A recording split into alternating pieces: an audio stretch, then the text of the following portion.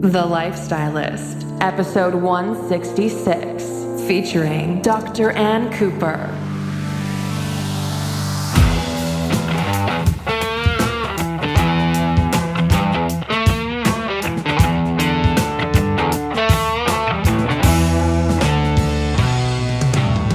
I'm Luke Story, a former celebrity fashion stylist and founder of School of Style. For the past 20 years, I've been relentlessly dedicated to my deepest passion, designing the ultimate lifestyle based on the most powerful principles of health and spirituality. The Lifestylist Podcast is a show dedicated to sharing my discoveries and the experts behind them with you.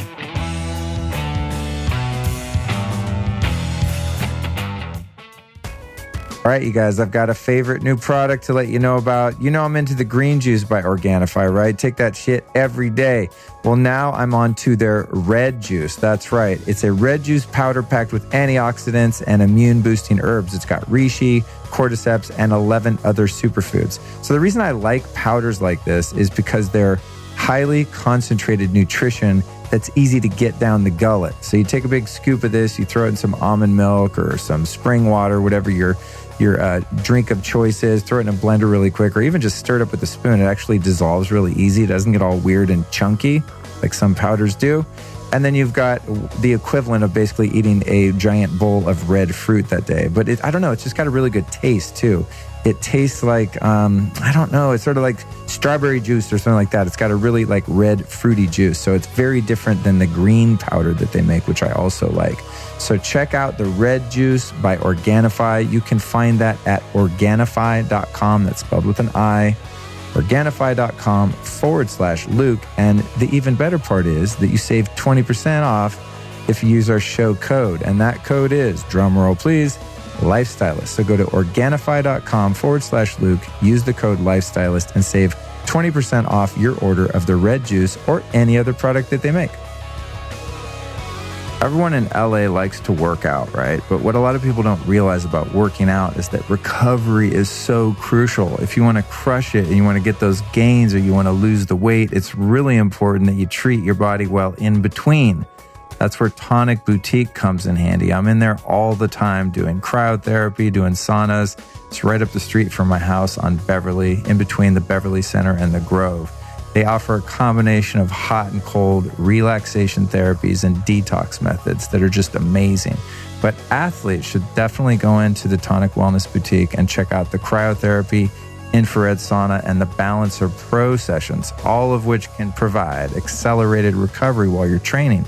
So it's great. You want to work out, you want to crush it, but you've got to hook up the body in between.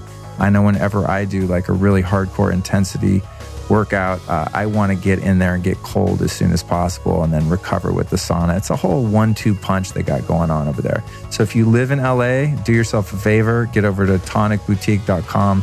Great for athletic recovery, but they also have a ton of really great beauty treatments. And dudes, don't be scared off by that. You know, we need some beauty help here and there too.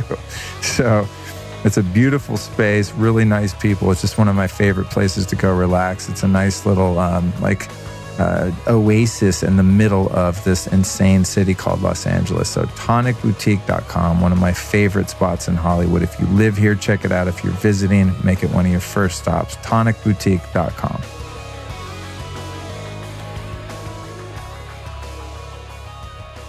Yeah, here we are back on the Lifestylist Podcast. So earlier this week, I released episode number 165 with the team from Deuterium Depletion Centers, and that was Dr. Laszlo Boros and Dr. Q Collins. We did 3.5 hours all on the topic of this thing called deuterium. So if you missed the prior episode, to which this episode is a follow-up, I highly recommend that you go back and check that out. This is one of the most important health discoveries, I believe, of our lifetime.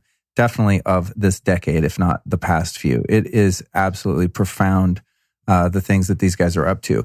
So much so, in fact, that I had to bring the third member of their team, Dr. Ann Cooper, back for the interview that you're about to hear. So we did a mega interview with the two guys, and Ann was actually here present during the first interview. But to be honest, I didn't have enough microphones to get her on.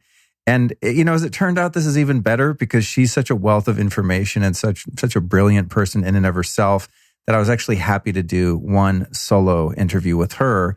Because if you heard the show earlier this week, those two doctors were a force to be reckoned with in and of themselves. And it was, I could have interviewed all three of them for 4 hours a piece individually, probably.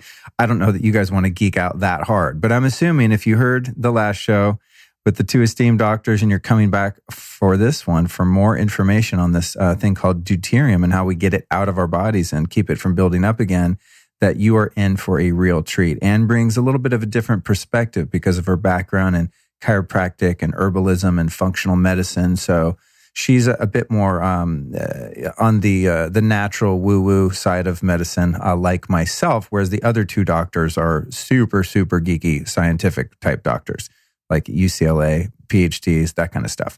Professors, real heavy duty. So it was hard for me sometimes to keep up with them, because the terminology is so technical. And that's why it took 3.5 hours, because I really had to unpack this. But I really, truly believe, based on my own experience now, I've been on this deuterium depletion program for, I think it's about a month at the time of this recording, and I am feeling insanely good. Of course, I do a lot of things for my health and well-being in general, so it's tough to isolate. It's also tough to avoid placebo because the mind is that powerful. But I'm really excited to bring you sort of a part 2 here with Dr. Ann Cooper on deuterium. But before I jump into that interview, I'd like to give a plug for next Tuesday's show with John Wolf, the fitness master from On It out in Austin, Texas. He was in LA a while ago and stopped by my brother's gym, Story Fitness on Pico, which, by the way, if you're into functional movement and mobility and working out in a way that actually builds your body up rather than breaking it down, you definitely want to check out Story Fitness. So this is a very fitness-centered episode next Tuesday with John Wolf, number 167. So much so that we actually recorded it in a gym. So if you want to hear that episode and every fantastic, or at least I hope fantastic episode to follow, please just subscribe to the show. Click subscribe on your podcast player right now. Ready? Countdown. 3, 2, 1. Bing. Subscribe. Thank you very much.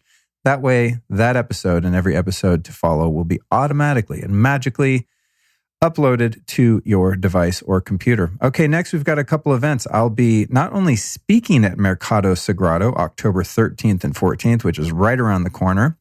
However, I will also be doing Luke's Biohacking Lounge. I'm bringing every piece of biohacking equipment that I own, which is more than a truck full, actually. I think I might need another driver to come help me load in on the Friday before the event, but I'll be having a biohacking lounge that's going to be open all weekend. So you can come try the AMP coil, the Vital Reaction hydrogen inhaler, the Juve red light therapy, the ENG3 Nano V. Speaking of metabolic water, amazing devices and all kinds of little trinkets and even some supplements and things like that. You can do the Bulletproof Vibe.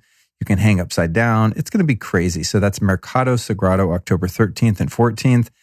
Then I'll be flying out to New York City. Woo, woo, woo. Yeah, October 25th, I will be leading a panel on flow states at Whitma Live at the Assemblage. Then on October 27th, I'll be doing my first long-form workshop to celebrate my 48th birthday. So you can join me at Rama in New York City on October 27th. That's going to be a deeply moving and profound spiritual experience. I can guarantee it.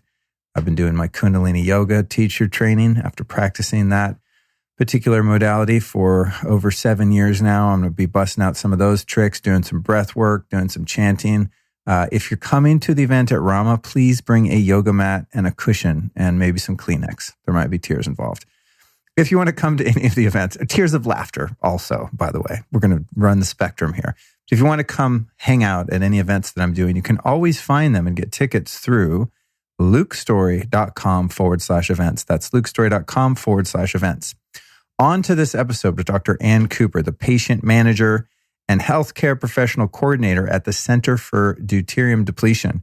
We're going to be talking about her extensive medical background and credentials, clinical nutrition, applied kinesiology, functional medicine, energetic medicine, herbal medicine, acupuncture, traditional Chinese medicine, all the good stuff that you know I love, and hopefully you'll learn a bit about too.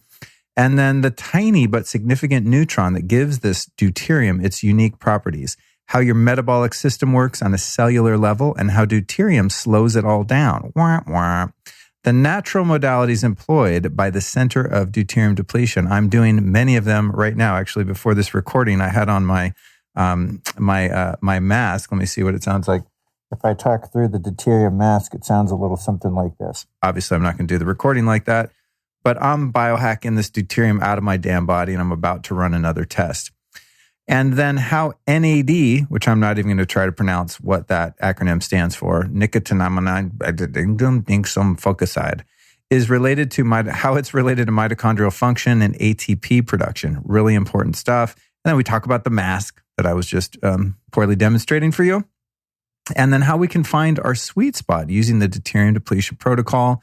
We pose the question, is fruit good for you or bad for you? You're going to be bummed about the results of that when it comes to deuterium, at least. And then here's the secret sauce. Which foods are highest in deuterium and which foods should you always avoid because of their high deuterium levels? Now, this deuterium stuff, again, if you didn't hear the show earlier this week, it's not good. It breaks your mitochondria. Well, it breaks the nanomotors in your mitochondria, which interrupts the production of ATP, which means you lose metabolic energy. So it's not good. How you can get low deuterium water. Yeah, it turns out a lot of the deuterium that builds up in our body comes from the water we're drinking. So those of you that are filtering water thinking you're winning, depending on where you live and the altitude and the time of year, etc., even if you have the most pristine filtered water, it's still full of deuterium because deuterium cannot be filtered out, folks. It's not a toxin. It's a hydrogen molecule, and you can't filter that out. So, and we talk about supplements and other quote unquote healthy products that happen to be really high in deuterium also. I'll give you a little spoiler there. It's mostly synthetic supplements that tend to have a lot of this deuterium stuff. And then finally, this was a answer close to my heart, keeping your pets healthy by reducing their deuterium levels. And you're going to find out how I'm biohacking my dog Cookie. So that's what's happening in this episode. It brings me great. I almost got to do this whole intro with no edits, and then I said great. It brings me great pleasure to introduce to you Dr. Ann Cooper, who's just brilliant. She's become a friend. We really hit it off. And I got to tell you what, Cookie just loves her, and she loves Cookie. So we had a great recording, and I'm super happy to share this one with you. If you enjoy these podcasts, this one in particular, and you're learning something, you're getting something out of it, all I ask from you is that you share this show with your friends. A lot of people like to post, a screen grab of the podcast on Instagram stories. I love when people do that.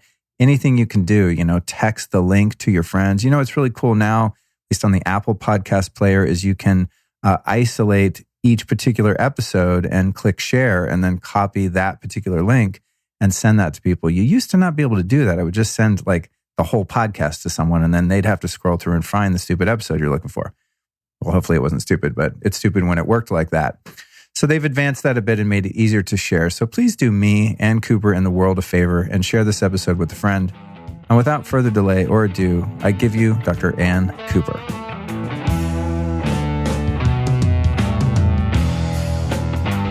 Welcome to the show, Ann. Thank you, Luke. Good to see you again. Yes, good to see you, always.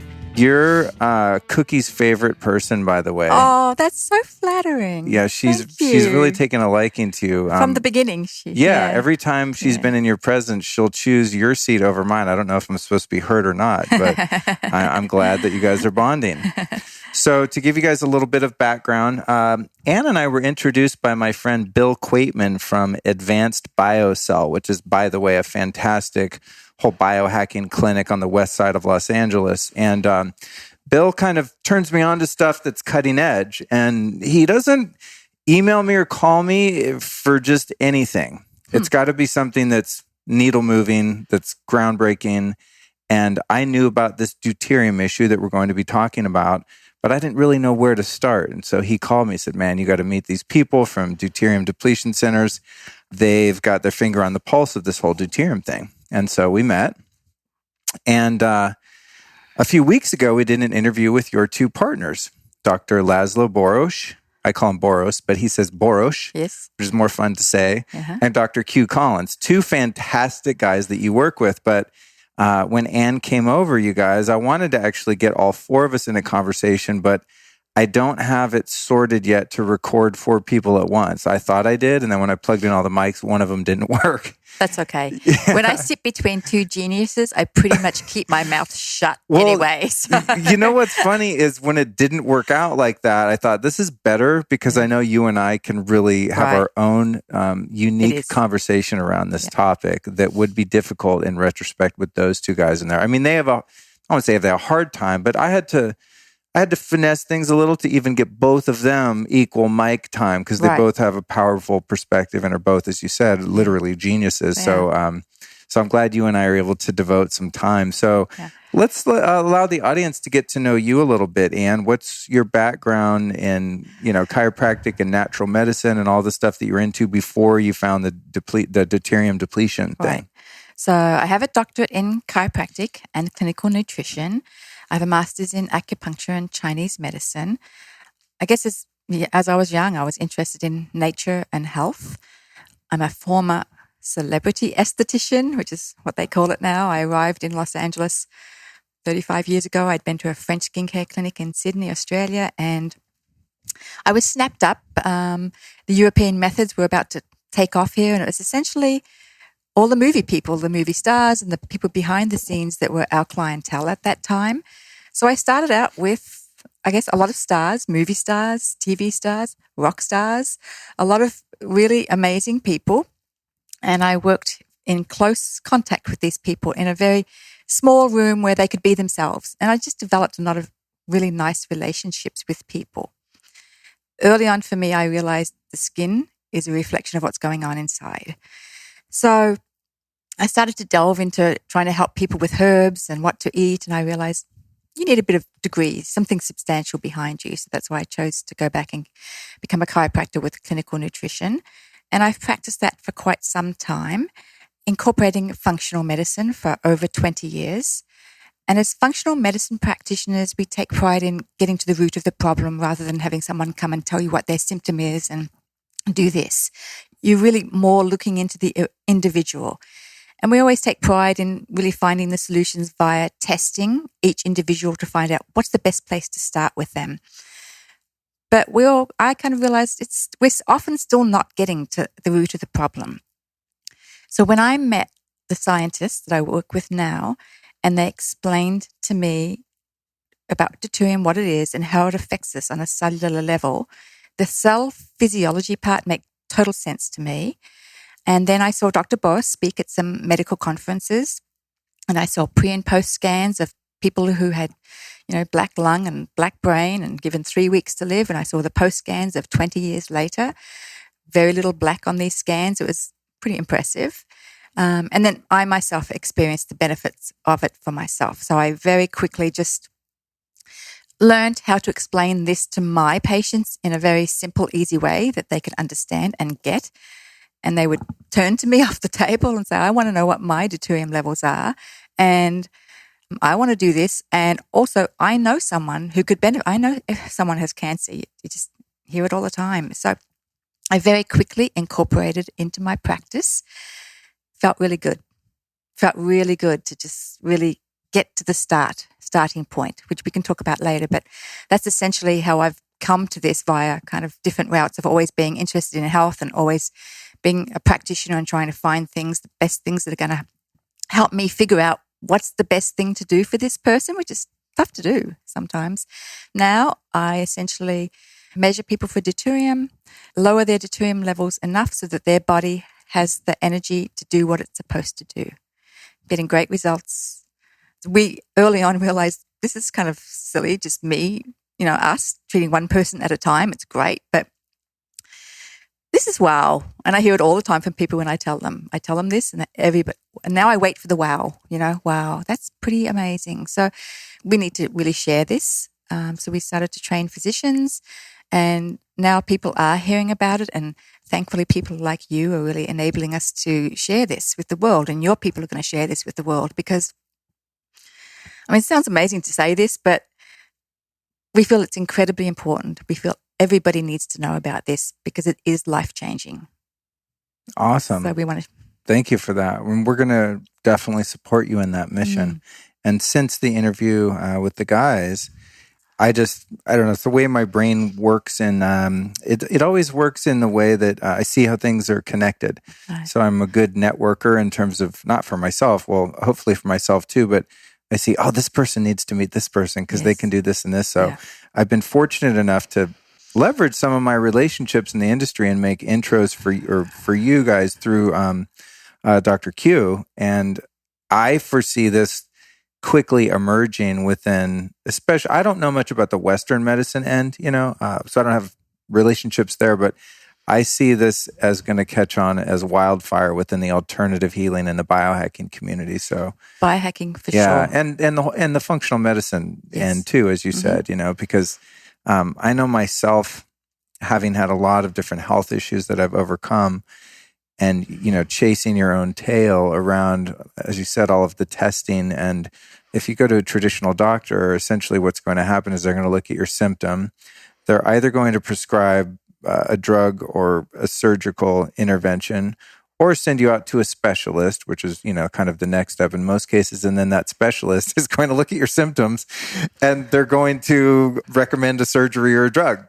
That's kind of the way it goes. But in functional medicine, and with what you guys are doing, it's like, okay, cool. Let's look at the symptoms. And if there's something we can do to alleviate those symptoms, great. But let's look at the underlying cause. And to me, that just makes so much sense. So I'm super excited about what you guys are doing and so happy to get the word out. And I got to say, I kind of feel, I don't want to be precocious, but I feel a little bit like possessive of you guys. Like, good. I want to introduce you to a bunch of other podcasters, and I will. But I'm like, I got to be the first one to break this story. Because what I do is oftentimes like a journalist, you know. So it's like I feel like I have got a big scoop, and I don't want to really let it out to my peers until I'm the one that came out with it first. Totally illogical, but it's the way it is because I think this is so huge. So it's funny too. You mentioned something about your past and coming here 35 years ago. I didn't realize you'd been here that long. I came here 30 years ago, and also worked in the entertainment industry, and in myself, I think even a more superficial capacity. But we have a parallel there that I wasn't aware of prior. Yeah, I'm sure we've run across and worked with a lot of the same people. Yeah, I was lucky in that I had them really in a position where they could just be themselves. They didn't have to be the boss or the model or anything else. So I got them at their real core. This is who they are. Yeah, it's funny. Which enabled us to make a little bit more of a connection. Right. And they felt safe. And these people trusted me. They trust me. So they could just be relaxed. I never had that relationship with my celebrity clients. It was always pretty high pressure. Some of the musicians here and there, we would become friendly, but definitely, I don't think many of them let their guard down. Well, when I came over to your place, all I needed to know, and it's funny, as long as I've lived in Hollywood and I'm so not like into stars and celebrities, when someone mentions, oh, I used to work with a bunch of celebrities, I can't help but thinking, ooh, who was it? Who was it? But when I went to your house, I saw a signed picture from Daryl Jones, who's been the bass player for the Rolling Stones for a long time. And I'm a bass player. And the Rolling Stones are my all-time favorite group. So I was like, I don't care about anyone else. She knows Daryl Jones. I'm in. Oh, that's so cute. Well, Dr. Boros himself was a little entranced. And in fact, I'm just kind of, how you get used to the people. We're used to it. Yeah. But he's so great. But he's also a musician. He's brilliant, right? So he's also a musician. So when he met Daryl, I could see he was a little starstruck a little bit, which I don't blame him, but it was cute to watch. That's cool. But it was nice they met. Yeah. Because Laszlo had the privilege of explaining to him what's going on, and this is what's great about this, to share this. Yeah, it is. So let's get into this. Now, a lot of people that are listening to this episode here will have probably heard the one that will have come out earlier that week in the series of 2 shows on deuterium depletion. So I want to just tell you guys that are listening now, retroactively, that you can go back and get a totally different perspective on this issue. If you're coming to this as your second episode, I want to warn people that there are a few things that might be redundant because I'm going to ask you some of the same questions, but I have a feeling that your answers will vary slightly and be a little more unique. So to those that heard the other one and sat through that 3 hours and got your mind blown, forgive me if I'm slightly redundant on some of these, but I'd like to get your perspective. So start from the beginning. What is this stuff called deuterium and why does it matter?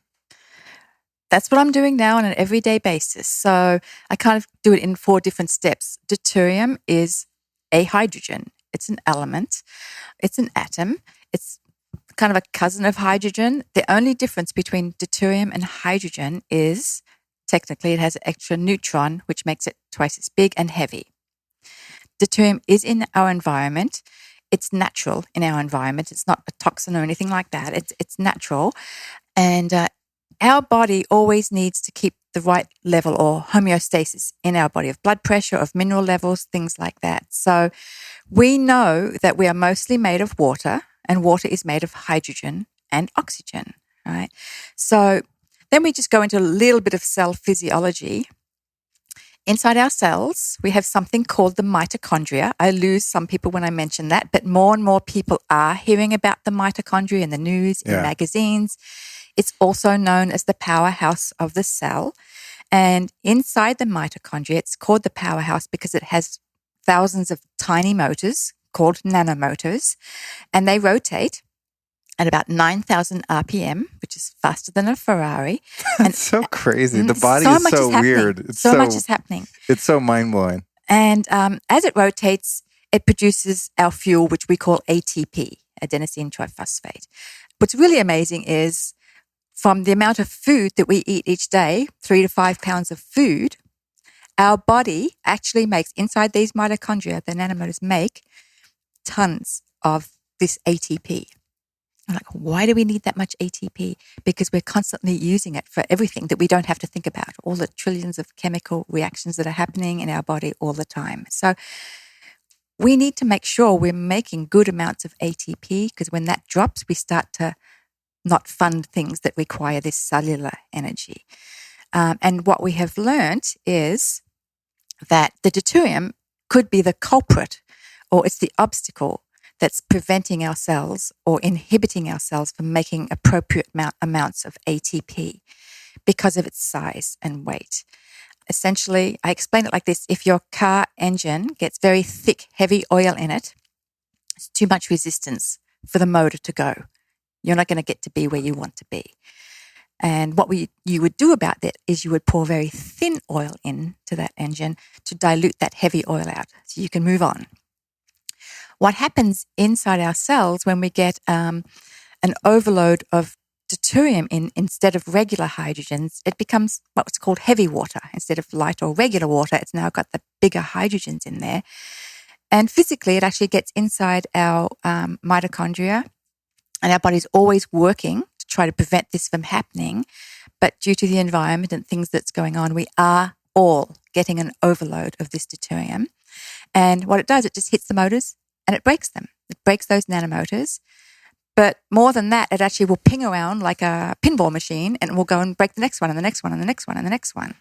So having the appropriate amount of deuterium is really important for us to know. We call it energy for a better you is our tagline. We want everybody to, and I don't mean quick, fast energy from caffeine or other sources. It's this natural cellular energy that our body produces that keeps us healthy. We also say we provide wellness through metabolic restoration. Because what happens when these nanomotors break, it starts to break or cause metabolic dysfunction, which may start with a little bit of fatigue or weight issues or focus and cognition. And down the road, though, wherever kind of your weak point is, your body will decide it's not going to fund. It can lead to all these chronic metabolic conditions that are creating a lot of pain and fear and suffering, such as cancer, diabetes, autoimmune issues, Alzheimer's. So we feel this is really important for everybody to know about, because it's getting back to the tiny, tiny subcellular level. Instead of kind of working around here and trying to fix things from up around here, we can prevent things from happening. We can rectify things that have gone awry. But we also just have a lot of wellness health people who want to make sure that they live a great life in every which way, and mind also, and motivation, and all energy is required for all these things.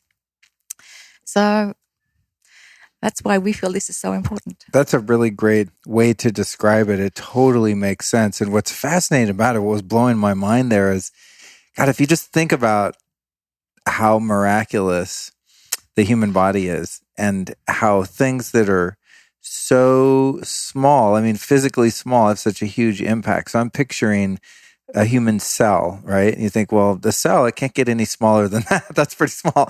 But then there's things that go in and out of cells. And then within those cells, there's, you said thousands of mitochondria? Is Dr. that what Q you was said? telling me that, no, there's thousands of tiny motors. Okay. Yeah. Within the mitochondria in a cell are Yes. thousands of tiny little motors that spin in this amazingly divine way and produce ATP. It's just incredible that that's all going on inside a cell. It's like a cell is its own universe with its own little solar system. It's just bizarre. But it makes sense when you talk about the, that sluggish crude oil in your engine versus something that's got more viscosity and that's lighter. Yes. And that's a really good analogy for this. I think that makes a lot of sense. So you get this heavy hydrogen in the mitochondria, and then that's kind of like just gumming up the wheels or motors quite literally and inhibiting the efficiency of your ATP production. That's correct. Yeah. And so many of us are probably going to stimulants like coffee and, whatever you can do to get more energy. I think that's a really common complaint from people is a lack of energy. And so we do something exogenously from outside, right? And try and input. I mean, this is what I do every day. I'm like, oh my God, I'm tired. Let me put a bunch of stuff in until my energy level rises. But with this theory and practice, what we can do then is get our body back into its normal state of homeostasis where it's organically producing its own energy efficiently. That's correct. Right?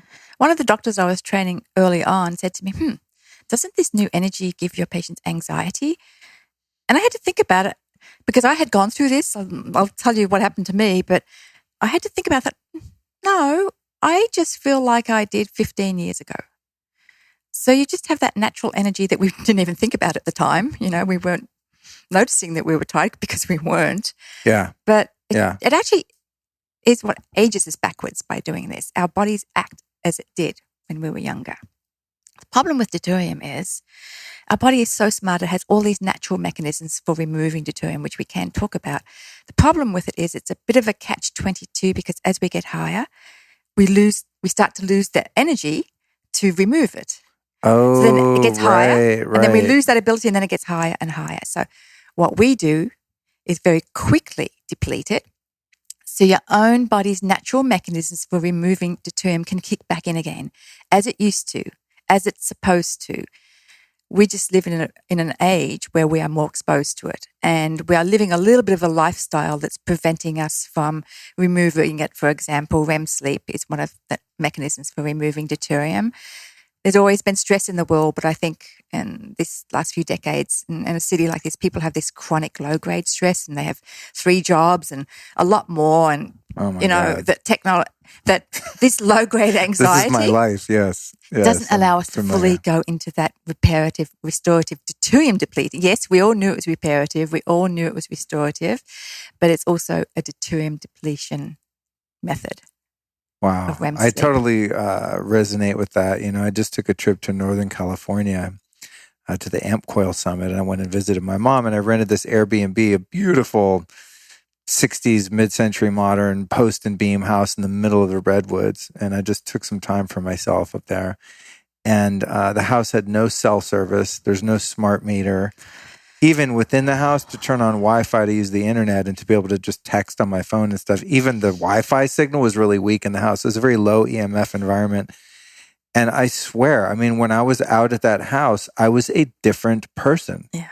I was like, who is this? What is that? My whole experience just felt so different. I thought, what the hell is going on? I feel amazing. Such a good story. Yeah. And it occurred to me, I said, oh my God, I have anxiety and I don't even know it. Yeah. And it's just living in the city. We've gotten used to it. Yeah, you just, like you said, as you get older, you sort of adapt to having less energy, or just for me, more brain fog, being more irritable, just being more stressed out, less able to spin a bunch of plates at once as I once could, in many ways. And a lot of that has to do with as those of us that live in cities, the city wears you down over time, and you lack, I think, the resilience to kind of meet that stress. So when you're in your 20s and you move to New York City or London or LA or wherever, it's like, oh, you're taking the world by storm and you're out all night. But now I'm creeping up on 50, and it's like, oh man, this place wears me out. And it's not until I have the contrast of getting away and getting out into nature. And a lot of that, I'm sure, is due to the biological stressors, such as having these, high levels of deuterium and actual toxins in our bodies and things like that. So this is making a lot of sense to me. What I wonder, and I think I talked about this with your partners, but we'll just cover it again from your perspective. It seems like, I believe in the divine intelligence of whatever it is that created us. Some people call that God. Something made all of this work out the way that it works out, and it doesn't seem like there's many accidents in the universe. So if there's this element called deuterium in the environment and it's a natural thing, then it's not a toxin. It's something that we would have been created to dispel, to be able to offload, right? So is it that because now we live in an age where we're under so much environmental stress that the capacity that we would have once had, evolutionarily speaking, to deplete deuterium, just throughout our whole lives and never have it build up, is it that we just don't have the ability to do that anymore because we're so far removed from our natural environment and the body's innate sort of power and wisdom to do that? A lot of it is that, in which case it's not really our fault, it's just the world we live in. Right. Some of it is a bit our fault. My grandparents did not eat from a package. They didn't eat potato chips. And, it's not really our fault, but it's just the way life has gone. And especially in the 60s when both parents went to work, we call it margarine in Australia, margarine here. It's full of hydrogenated oils. And it was just that lifestyle that was more convenient that has led, we feel, to a lot of these conditions because they've been increasing the amount of deuterium that we've taken in. Yeah, my grandparents were much more robust at an older age than what my mum's current friends are now that are she's losing to cancer all the time. Right. So the numbers have gone up. The numbers are staggering. So our job is to learn this so we can do the things that we can do by changing what we are putting into our body and thinking about it and understanding and having the educated choices. And that's our job, to show this to people because it all makes sense. And the other part of it, yes, our bodies have been a little bit bombarded. In acupuncture school and chiropractic school, I remember my clinician said, Dr. Cooper, you're never going to have any patients because all you do is tell people to take vacations. Because I think it is important. I mean, I'm Australian, but... And that's really good, and I think it's great. Do you think that has anything to do with the culture of Australia? Or you guys are way more chill, right? We are. I don't know what it is. We all plan to, as soon as we get the heck out of school, we're going all over the world. That's, and that's what a lot of us did. I've noticed that, yeah. But also what I'm now doing is helping people to be able to live in the world that we live in by making them stronger, right? There's a lot of people really struggling to live in this world right now. People are having to move out. They're being told to move out in order to thrive. They're moving out into the country. They're living up in the top of a tree. They're isolated because they can't deal. They're so sensitive to their environment. And we have patients, and I can read you a testimonial from someone we recently who had to move out of town, couldn't deal with a lot of the radiation and just the city life. He's doing really, really well from Deuterium depletion. He's getting his life back. He's going back into civilization and getting back into the world again. So we can really help people deal with the way the world is right now because there's only so much we can change. Yeah, there's no going back. Yeah, I mean, that's the thing. Even if you go live in the middle of the mountains in Alaska, you're still getting... Well, I'm not going to be very happy doing that. So we need to learn how to live. You're still going to be getting radio waves and all kind of chemtrails and all sorts of weird stuff. I mean, the fact is there's no escaping, the world we live in. I think it's worse in cities like this, for sure, on so many different levels, the air, the water, the EMF pollution and all that. But still, even if you get out in the country, there's still issues with that. So I guess the idea here is thinking of it from a Paleolithic standpoint. I see that, let's say 10,000, 12,000 years ago, we would have had deuterium in the environment still. We still would have been exposed to it in some of the water and in the air and in some of the food. but we would have had more resilience to get rid of it on our own. And we virtually wouldn't have been eating any food. And we're going to get into the food. We wouldn't really, as hunter-gatherers, be eating high deuterium food on a regular basis. Because as I understand it, fruit would be one of the highest. And fruit isn't in season all the time. And it goes bad very quickly once it falls off the tree. It's not something that a hunter-gatherer type person would have been able to store or preserve or have year round. You'd eat some high deuterium, freaking papaya or whatever, running around the jungles of New Guinea. And then you'd be out of papayas for a while and you'd go back to eating squirrels or nuts or whatever the hell you're eating. And when you do eat a squirrel, the first thing that they eat is the organs and the fatty part of the squirrel, not the flesh that we eat, right? So we just have to kind of learn what is high in deuterium and what is low in deuterium. And that's what our goals are, to teach people. And we have lists that we give our patients, and we want to train people. Ooh, I want that list. We'll send you the list. And actually, anybody today who wants the do's and don'ts of deuterium depleting foods can go to our website, ddcenters.com, and they can actually click to get a free consultation. Oh, great. Or they can click to get on the email list, which we send out regularly with updates. Our scientists are learning all the time too, but recipes, things like that, just to help people continue to be motivated. What's important is this is new. It's something new for people. So what's made it easy for me is that we have serious science and pedigree behind this. They've got over 100 years of collectively of clinical research, and these are double PhDs. These, you met these guys. Yeah, they're no joke. Dr. Boros is a 9th physician in his family. He's the youngest professor at UCLA, taken on because of his quality papers. They've written over 100 peer-reviewed quality papers. So this confidence that I got from them has enabled me to really talk about this, because it's the law. This is it's like Newton discovering gravity. This is a law. This is not something they're trying to prove. This is a law. Right, so I feel it's enabled me to you better get out and show this to people. Right. So we need confidence, and we need to be able to give people hope for them to get started in the first place with confidence and to stay motivated. But that hope helps them to continue on with something. And as they do, they start to feel better and they get more energy, and then life changes. Energy is required for fun. You need energy to have fun. Energy is required to be motivated, to think about your future, to make plans. And if you don't have that energy, you don't even start in the first place. And you don't really follow through with what you want to do. You need it. Yeah. You're so right.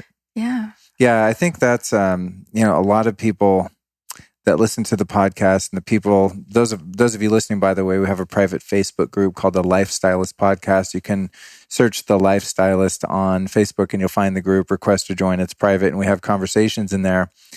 And most of the conversations are about physical health. And I look in that group, I'm like, you guys, it's about prayer and meditation and mindfulness and spirituality. That's the answer. But what I realize is that when any one of us is low on energy, any human being, I don't care how spiritual you are, what sort of morals or values or your character, your integrity, all that can be totally there. You're just not vibrating. Yeah, but without energy, man, it's difficult to live as your highest self and really, as you said, have the motivation to pursue, the highest good and to really fulfill your mission here. And so as much as sometimes I want to discount, just God, I'm sick of all this health stuff. I just want to meditate.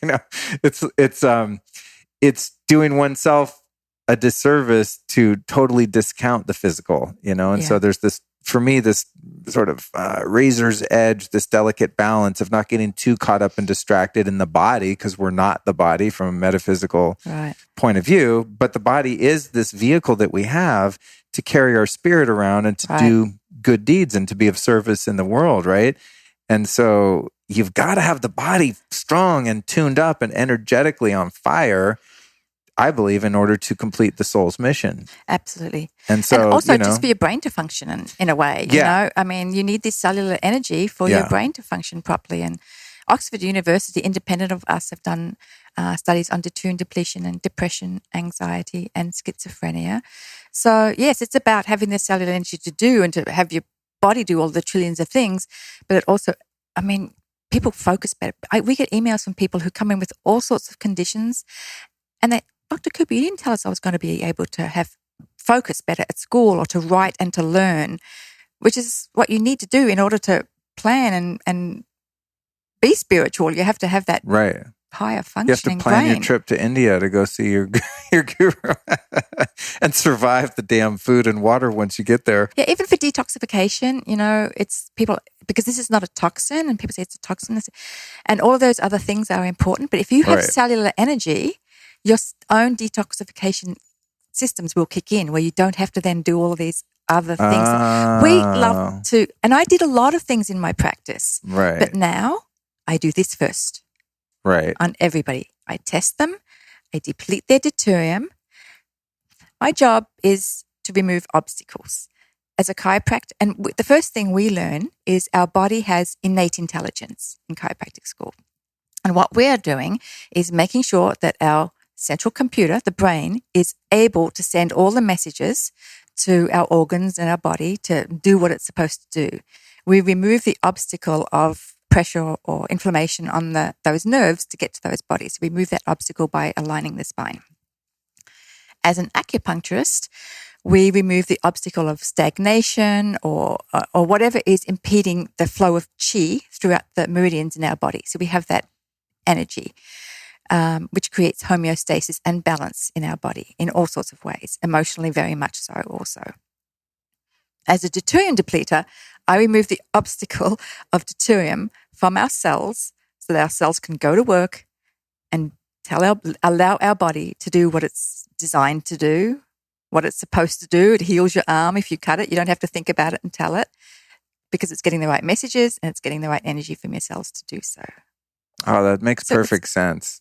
Simple. Yeah, it is. It is simple. And that's why I wanted to interview you on this topic because I knew you'd have a way of bringing this home that makes sense to people. We can make it really, and it's incredibly complicated because the body is incredibly complicated, as is the mind. Yeah. But let's just really make it like this is all you need to do. This is really all you need to do. And, even medicine has gotten so far away from nature and simplicity. We all learn how complicated the body is. In chemistry, I'm just like astounded and fascinated. This is so organized. It's so organized what's going on in here. But yeah, doctors have asked us, wow, how do you, how does this work? I'm like, listen, it's really simple. We actually work with air, food, water, sunshine or light therapy, and appropriate movement. They're the things we start with to enable the body to have the right homeostasis of deuterium so that their body can work properly. And then over time, if that's, there's been a lot of damage that's occurred, then we can come in with other modalities. But often the body is really good at fixing itself once it's unimpeded. I like what you were saying before about just removing the obstacles that your body's encountering on its way to restoring itself, healing, and producing enough energy to go about your mission. And I was thinking about the correlation in spiritual pursuit. A lot of us tend to get caught up in, I need to be a good person. I need to be happy. I need to be in bliss. I have to go find God somewhere, like God's hiding. And really what it is, it's removing the obstacles in your personality, your ego, your emotions, your preconceived beliefs, negativity, whatever it is that's blocking you from having that experience of God. They often say, let go and let God. Yeah. Right? So here we're just letting go of this stuff and let God allow your body to do whatever made us, somebody smart made us, what they designed us to do. That's awesome. There's one question I had before we get onto the food. I want to talk about food and water and unpack that a little bit because there were some things that I didn't get to cover with the guys that I want to ask you. But before I do, I know what I wanted to say was it's tough for me to isolate different modalities and different therapies and things like that as this health obsessed person that I am. Sometimes I don't know which of the 10 things that I've adopted because there's always new things that I'm adding and old things I'm letting go. I don't know what's helping. It sucks. It's hard for me to isolate an experiment. So say I stop taking all supplements. I don't make any other changes. I just test my deuterium levels and then I go about a depletion protocol, which we'll talk about, and then track the results. Unfortunately, that's not the way I do it because I'm just not patient enough to not do other stuff. But I have to say, anecdotally, I think it's been about a month or so since you three came over here for the first interview. I got on the deuterium depleted water that we'll explain, of course. And I've been following the ketogenic diet that's recommended pretty well. Had a couple slips with fruit here and there, a couple ice cream binges. 2 nights I went nuts on ice cream. It just hit me. I couldn't resist. But I haven't been eating carbs or any of the weird stuff that's high in deuterium. And I have to say, my energy level is freaking insane. And it's getting more and more. And I can tell, especially because I just did a road trip to Lake Tahoe, then into Sonoma County, and drove back to LA. Normally, all that driving would completely destroy me and I would just be smoked. That was a good litmus test to the energy level in my body. And I drove there, no problem, got there, felt great. So something's definitely happening as a result of this therapy. So I just want to put that out there. I'm having my own experience. I'm going to go for a couple more months and then retest and see, what I'm working with. I've been doing some breath work, but I have not been using the mask, which is sitting over there. And I just remembered, so we're going to talk about that. But I do a lot of pretty intense breath work that might be accomplishing some of the mask. Have not been doing enough high intensity training that is recommended with the protocol. So as a kick in my own ass, I need to integrate some of that. But I definitely have not been drinking anything other than deuterium depleted water, or in some cases, diluting my spring water with deuterium water, to make coffee or something like that. So there's that. I did want to ask, though, if you happen to know how NAD is related to the whole mitochondrial function and ATP production. And the reason I ask is because a lot of people now are really into supplementing with the precursor to NAD, which I've been taking, called True Niagen, which is not like exogenous NAD, but it helps your body make it. And then, against the wishes of Dr. Boros, to be so pissed at me, and Dr. Q probably too, because in the interview they were like, stop taking supplements. You don't need them. You just have deuterium. But I was offered an offer that I couldn't refuse at Next Health for an NAD IV, right, which is all the rage now in the biohacking world and fitness performance and stuff. And I was about to take my trip. So I went and did this freaking NAD shot, or IV. It takes about 3 hours to get it all in. It's a huge bag of stuff, probably full of deuterium in the solution. I'll just put that out there. But I got to say, a combination of doing the depletion, then getting that IV of NAD, my energy is off the charts. I feel amazing. So do you know anything about NAD as it relates to this? Dr. Boros, as a biochemist, would really be able to help you understand that. But from what I've asked of them is that NAD, it's part of the Krebs cycle, but it may give energy, but it may not be long-term, right? What we are looking for is actually aging your body backwards so it functions as it did earlier. It may also contribute to something called metabolic crowding, which is when we take a lot of things in, our body has to deal with it, right? And sometimes a lot of stuff is backing up, and it's almost like you're sending a whole bunch of taxi cabs in to pick you up to take you home. They may not all be necessary, and then they're all waiting in there. It's kind of my simple way of explaining it. I can get you a better explanation than that if it helps. That makes sense. But Luke, as functional medicine, acupuncture, I got hit with chronic fatigue after working, we're young, we kept going, sleep, what's sleep for? Now we know. But when I was young, I was like, I used to think it was for losers. I felt weaklings sleep. You sleep 8 hours a night? What's wrong with you? Move to the suburbs, get out of my way. I'm a city boy. Yeah, I wish I'd have known then, know what I know now. Oh my God. But so I used a lot of my techniques. I love chiropractic for myself. Acupuncture I fell in love with because it really calmed me down. But after all my studies and overworking and kind of being a little bit of taking, my job is to take care of everybody else and kind of, I just crashed eventually. I'm only human. I didn't think it would ever happen, but it did. And it really sucked. So I did whatever I could, what I thought was going to, and really nothing was working. Sadly, it was astonishing. And that's how far I had crashed. My body was so broken down. Probably not sleeping was not a good, contributor to that. But I had already met the doctors and I'd said, listen, guys, get me the water, and it took us a while to get it all through the country, get it legal through the FDA and everything here. But I only got a small amount, but that's all I did. I was too fatigued to even really cook properly and do things. This is how bad it can get for people. I talk to people all the time. How's your energy? 2.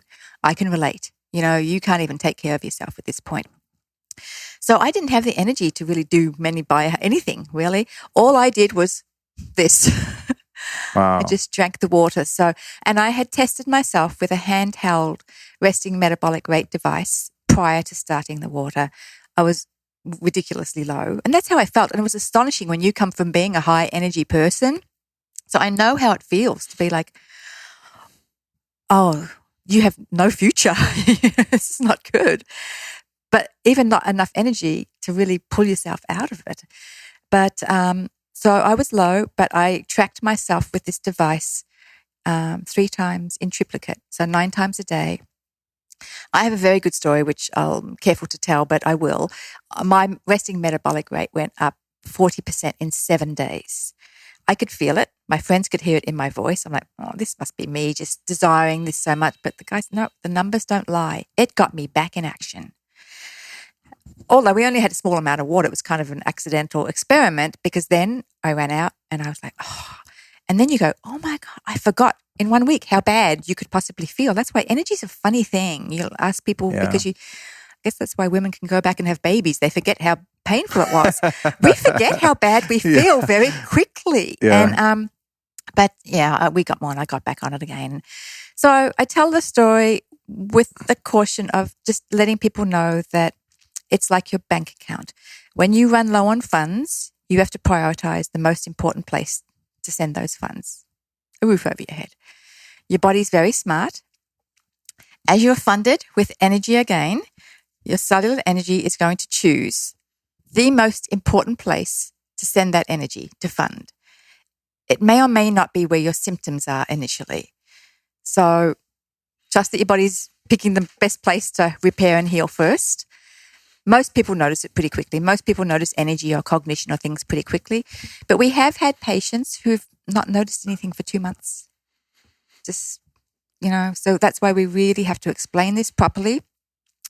Get people to understand the physiology, what it is, what you need to do to get your life back, and to have them make that commitment. It took years or decades to accumulate this deuterium. You need to give your body some time. We can remove it. We can deplete it very quickly with what we have, the deuterium depleted water. That's fantastic. And that's what's great about the deuterium depleted water. It gets people down into what we call the desired range, where your own mechanisms can kick back in again, where you're now funded again to repair stuff. But sometimes it takes longer. The damage has been longer, so it takes a little bit more time for your body to start healing things. In terms of the testing and working with those numbers within that range, which is high, and then, the safe kind of number, and then the goal is to get it under a certain number. I think I did breath and saliva with you guys, and the average, one was 43, one was 46. The average was around 145, something like that. And the guy said, well, that's high, but that's pretty much everyone's going to be at that level. What was yours, if you remember? Yeah, I think I was around 146, 147. Okay. I had a reason to be high. I did have a reason to be high. But mine came down. I mean, I had very good results. What's the highest number you've seen in someone? Well, the deuterium is in our oceans at 155 parts per million. Okay. So this is, if you live by the ocean, it's in your atmosphere. We are breathing it in. So you can, eat a lot of deuterium and breathe a lot of deuterium and drink a lot of deuterium. Sure. And raise your levels into the mid 150s. Oh, okay. Which we have seen. Generally, these are people that have sent us, that have come from, an oncologist or somebody who's with someone who's very ill. Mm-hmm. We've had some patients come in with high numbers where all we do is measure deuterium, deplete deuterium, and just, let your body have the cellular energy to go to work. So it's not a diagnostic tool, but if somebody does have high levels, we do recommend that they go, get checked out and see if there's anything underlying going on. And what's the lowest number you've seen of someone coming in that's not depleted their levels at all? And has anyone walked in and been under the crucial 130? Or? We have. Not a lot of people. Mm-hmm. The people that we have so far that I've seen come from like British Columbia. They're living in high elevations. Yeah. So they're, there's a lower incidence of cancer and diabetes in Utah and Denver, they live at a higher elevation. Oh, interesting. So the deuterium is too heavy to float that high. Oh. So they're not breathing it in, but also the water that they're consuming is from the snow that has melting. Their food hopefully is being watered by the rainfall and not irrigated from a lake that, it's when irrigation came in that we started to eat foods high in deuterium. Oh, My friend the other right. day told me a story. She's just learning about, she said, Michael J. Fox, I met them actually when I was early on here, he and his wife, but I think he's just written a book on, really searching for happiness. So he went to Bhutan, he went to the Himalayas, where, you find happy people. They're very spiritual and all of these things, which I'm sure is giving them a much better quality of life. But he was astounded at how he felt so much better and his Parkinson's situation was so much better. Wow. What we want people to know is, yes, we all learned that. People went for TB to the mountains. One of the reasons they feel better is because they're lowering their deuterium levels. Wow. They're getting the cellular energy to have that healing process kick Is in. is their deuterium getting lower because they're at a high altitude drinking lower deuterium water and They're breathing less in, okay. right? And they're consuming less. We treat with air, food, water, sunshine, and movement, but the air part is important. And our scientists are so smart, they're always trying to find ways to help people deplete deuterium on their own. The water is fantastic, but not everybody can be on the water. They're trying to really teach the world how you don't get sick and how you can maintain great health. And so they designed a mask that when you wear this mask... Oh, yeah, I have it right your here. Mask, you got to, explain it, and then I want you to show me how to use it. Yeah, I will. And that's why we're doing this. There was like 4 pages, I think, that Q sent me on how to use it, and I was like, okay, I'll get around to this, and then now it's been shelved. We've made quick videos now. Cool. We've made quick videos now, which is much easier for people to learn. And this is why we're sending out regular emails because, stuff gets shelved. Something else comes along shiny and bright and you lose. So this is why we're really trying to get people to understand that this is kind of a way to live. It's really a lifestyle. You're the lifestyle podcast, right? This is really how you can live health. What does the mask do? So particularly when you're consuming the deuterium depleted water, you're lowering your deuterium load. So the air that you exhale will have lower deuterium content. So you're rebreathing that rather than what's in your room, which is, especially if you live in a humid or beach environment, it's high. Yeah. So you're taking less in. You will also rebreathe a little bit of your own carbon dioxide, and that carbon dioxide will inform your hemoglobin to release oxygen to your tissues. Whoa. So you're going to become more oxygenated in your tissues, which, many hospitals in Russia, they use this. The doctors go in and they see how long someone can hold their breath, which is something we teach patients as a way to track their progress, because the longer you can hold your breath, the more oxygenated you are, the more likely you're going to respond better to whatever's going on. Interesting. I didn't know that. Plus, that oxygen has a higher affinity and avidity to deuterium, which means it loves to grab a hold of it and it doesn't let it go until you excrete it out. So the mask has essentially 3 benefits. So all I had to do was just wear the mask when I'm hanging around. It's so funny. I'm so glad I asked because it's there at my coffee table. Now I want to wear it during the interview.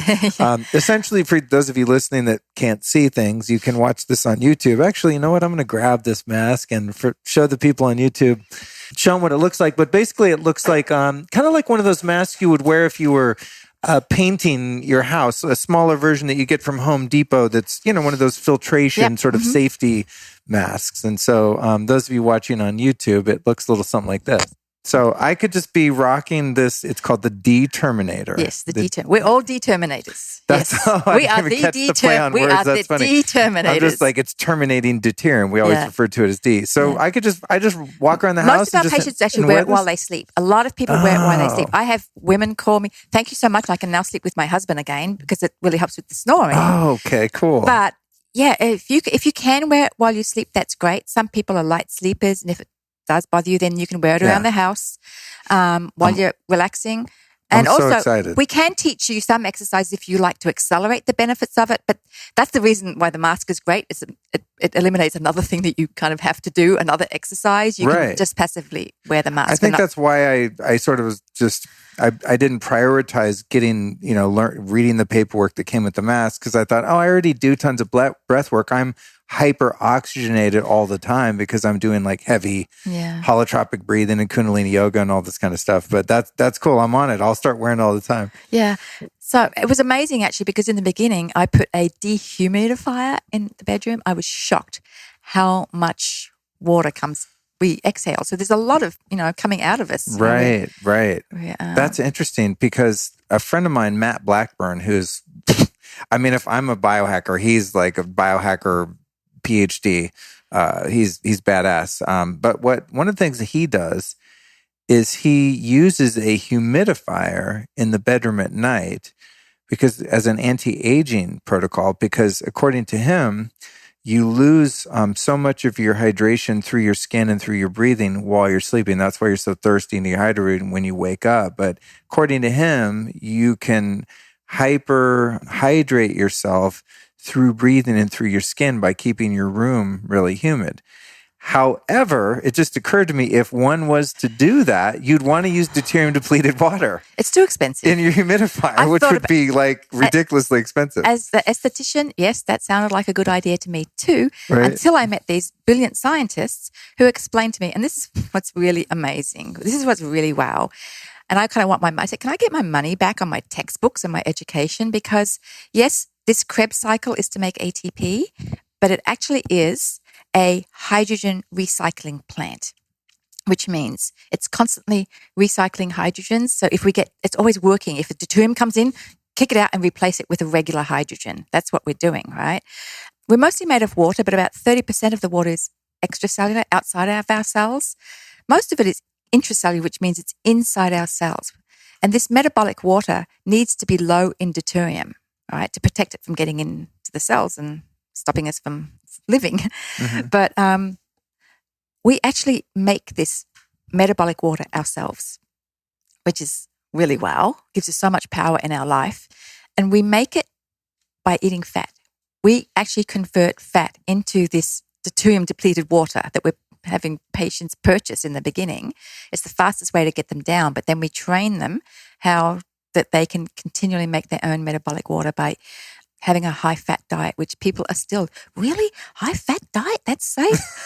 People still question that? People still question it. That's funny. I guess in my circles, everyone's on board with that now. But I forget about your general public are still largely brainwashed by the propaganda of the 70s and 80s that was perpetuated by certain interests in the food industry that got everyone to buy low-fat food, which is just a total marketing thing that had no basis in reality. That's what's so nice for me to be able to do this, to really help people, find out what's real and what's not real. And my friend just came back to me and he fearful of, PSA high, actually pre-diabetic and, sent off to the cardiologist for, possible heart stuff. But it wasn't until the PSA went. It's the cancer part that really puts... What is that PSA? The prostate-specific antigen, right? Oh. So, fear of cancer is what motivates people more than heart and other things. I've seen diabetes. Right. So he's been on the deuterium depleted water and he did adopt a pretty good high-fat diet. And we call it actually a deuterium depleting ketogenic diet. And he's called me, says, listen, PSA is way down. No problem. Don't have to have biopsy. Don't have to do anything. Wow. No hemoglobin A1C, which is, the indication of blood sugar. No problem. No pre-diabetes. His cholesterol is as low as he says. How did my cholesterol get so low? And all I did was eat fat. So that's fascinating. I want to share that. Don't be afraid of eating fat. I've always eaten chiropractic school. They would fight over me because in exams, we have to palpate the spine. I'm the only one that didn't plump up and they wanted me as their model so that when they're in an exam, they could find my bones. Oh, really? Oh, that's funny. And I'm eating, that's all fat, I'm like, I'm not the fat one here. Wow, They're all eating potato chips out of stress. And I just, I grew up on butter. I love butter. And even though I heard it was bad for you, I don't care. It tastes good. So you didn't fall for the fake news about butter. Yeah. Yeah. And we're teaching people also about cholesterol because that's really what's gotten people fearful. The first thing they want to know when they go to the doctor, what's my cholesterol level? Right. So as deuterium builds up in our bodies, decreases our cellular energy. But over time, Dr. Q's an immunologist. If it gets into, for example, the thyroid, the three-dimensional structure is different, right?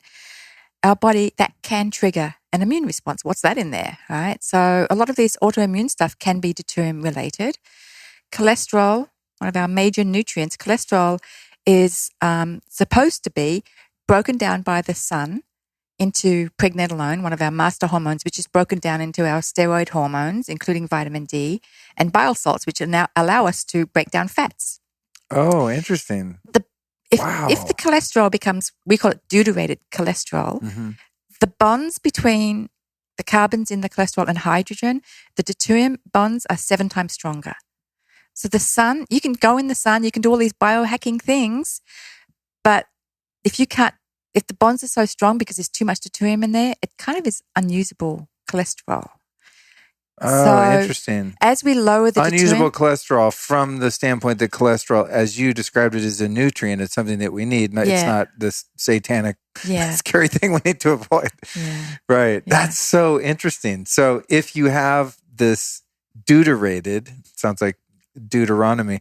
If you have this, it's got a lot to do with it, by the way. But Laszlo will explain that. Oh no, wait, that's funny. That's funny. So if you have high deuterium in your cholesterol, then the usefulness of that cholesterol, you can't break the bonds down. Okay. It can't be broken down into what it was given us to do. Right. And I'm glad that you brought that up, because on my notes here, I did have cholesterol I wanted to talk to you about. Largely, per usual, the audience is used to this, I'm sure, but I ask personal questions because it's like every interview is actually really a consultation just for me, and I let the audience listen in. You're so smart. I'm halfway kidding. You're so smart. I'm halfway kidding, but no, I get a lot of good information that I use. My last labs for my hormones and all that showed all the cholesterol stuff was like all in the red, high. And after interviewing enough intelligent people, like Dr. William Davis, who's a cardiologist, he was like, he goes, you don't even need to, not only does cholesterol not matter, you don't even need to look at your labs for it. It's irrelevant. It means nothing. And I'm like, this guy's really smart. But that goes against so much of the knowledge that we used to have coming out of the medical industry. What he recommended, he said, dude, as long as you're eating a low sugar, high fat diet from grass-fed meats and grass-fed butter and all that, not canola oil fats, but healthy fats. Right. That's the key. He said, as long as you're doing that, you're eating, basically eating paleo is what he said. Just vegetables, quality meats, quality seafood that's not high in metals and toxins. And he said, you can just ignore your cholesterol numbers the rest of your life. I'm like, really? I mean, that's so hard for me to... I think my grandmother's was hard for me to believe. I think my grandmother's was probably in the 400s. She was robust. She lived till 98.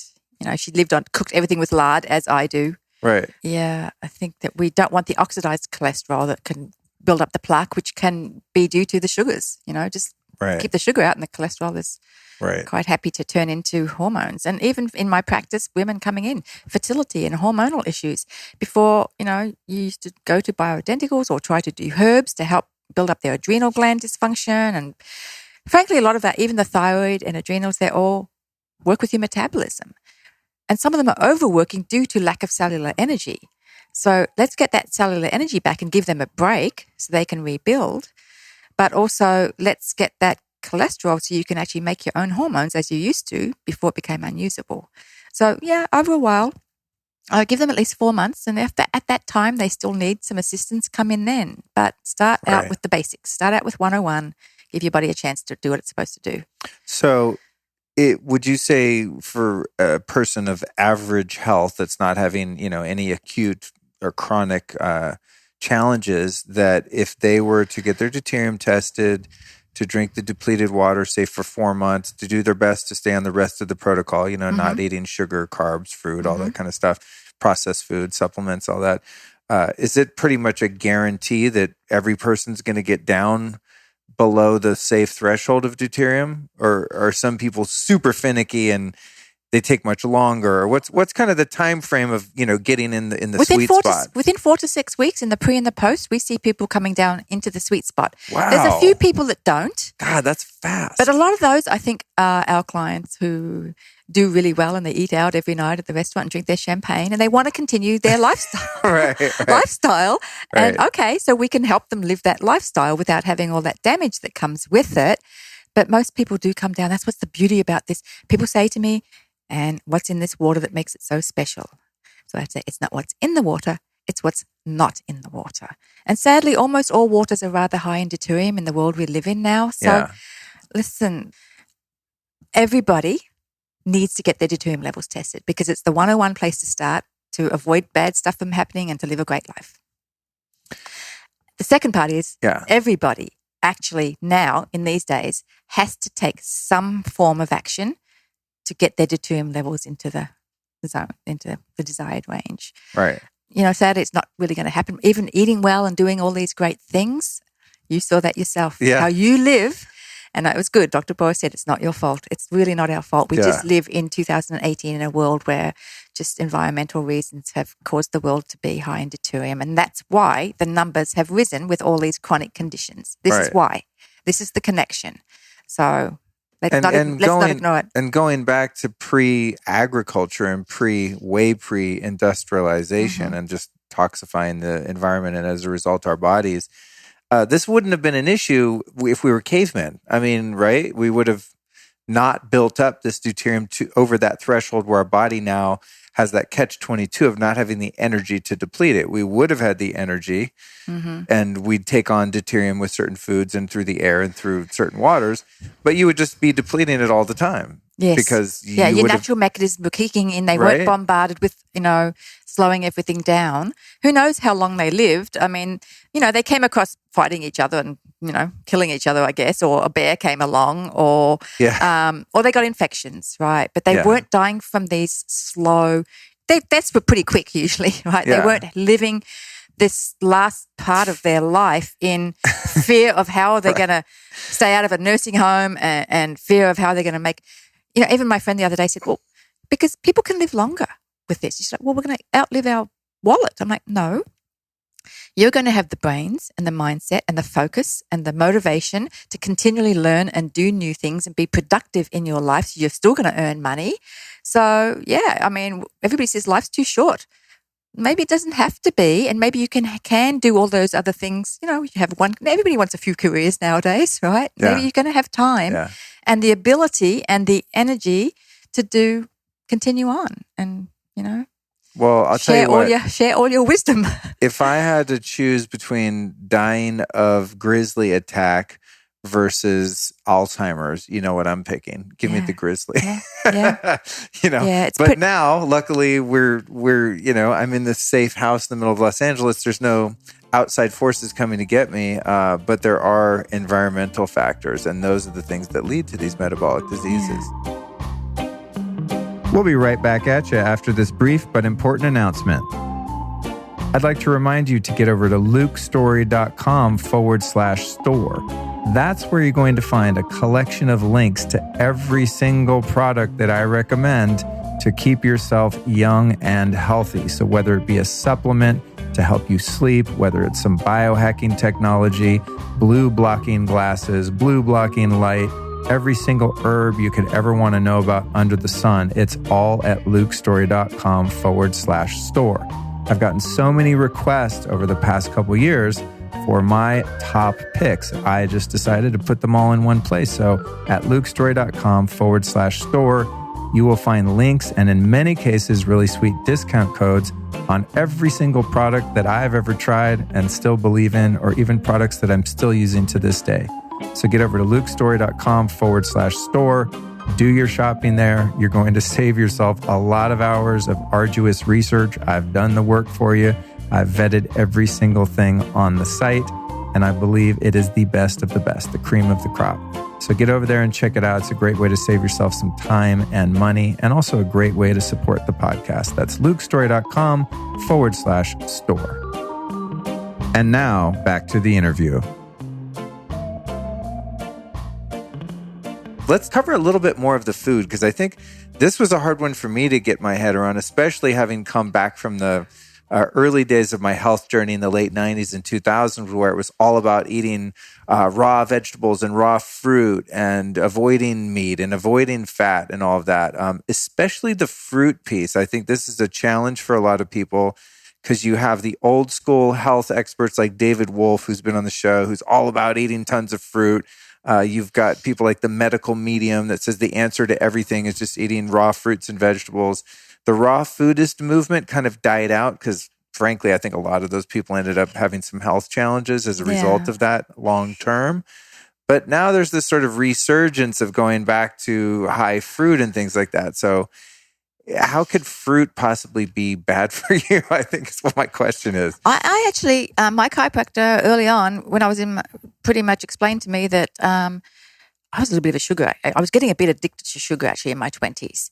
And I was like, I have to get in my car at 4:00 and go buy chocolate. How pathetic. You have no willpower. Yeah. So I really wanted to get off this. And, you know, it was just the sugar. It was like that brain connection with the sugar. So I actually stopped eating fruit a long time ago, more than most people did. I didn't know why. I thought I'm stopping eating fruit because of the cravings and the sugar. But now we know that in plants, we have the mitochondria in our body to kind of keep deuterium away. In plants, they have the chloroplast, and that's always pushing the deuterium out of the green part into the fruit. Wow.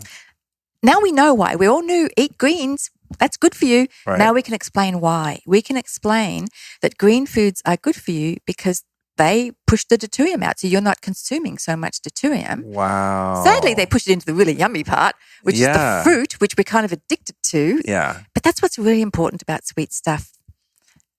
Once you taste it, it takes over all your other taste buds and you don't appreciate any other taste anymore, and that's all that you want. So for people out there who are like, oh, damn her, I can't eat sugar, hate her, you know, just know that once you can get through it, even if it's a few days, after you do, believe it or not, you do lose your desire for it. You don't crave it so much when you stay away from it.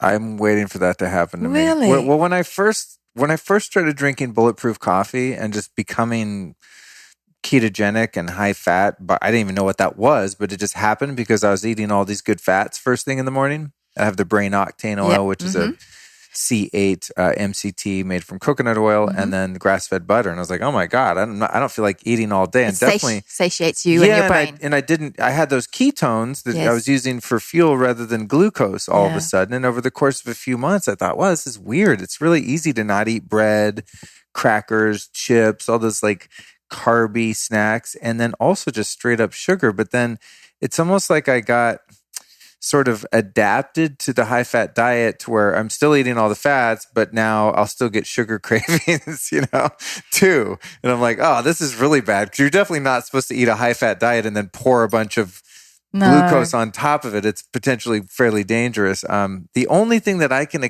account for that perhaps happening based on my research is the presence of parasites. And I do have parasites currently. I'm working on that. And I've heard from multiple sources that are experts on parasites that it's not you craving the sugar, it's the bugs in your gut that are craving the sugar. Yeast does that for sure also. If you have yeast overgrowth candida, it just requires it to grow. But actually what they are really requiring to grow is deuterium. Deuterium makes things grow. It actually is what ages us. Children and teenagers need deuterium to grow. After a certain age, we're not growing up anymore, so we start to grow out if the deuterium levels are kept going. But bacteria, fungus, viruses, parasites, they require deuterium to grow. So even in my functional medicine practice, we would always go in with test their hormones, test their gut bacteria, test for parasites. I don't do that in the beginning anymore. I deplete their deuterium. I take away the fuel source for all of these things, come back in later and see what's really going on now that they don't have the fuel. Oh, that's fascinating. I'm so excited to do this depletion protocol. And then get your test done and really... And then not only test the deuterium levels again, but then go back and test the gut biome and see what's happening there. Because again, going back to this metabolic energy, we've been exposed to molds, viruses, bacteria, worms, parasites, all of this. That would exist in nature. We'd be fighting that stuff off.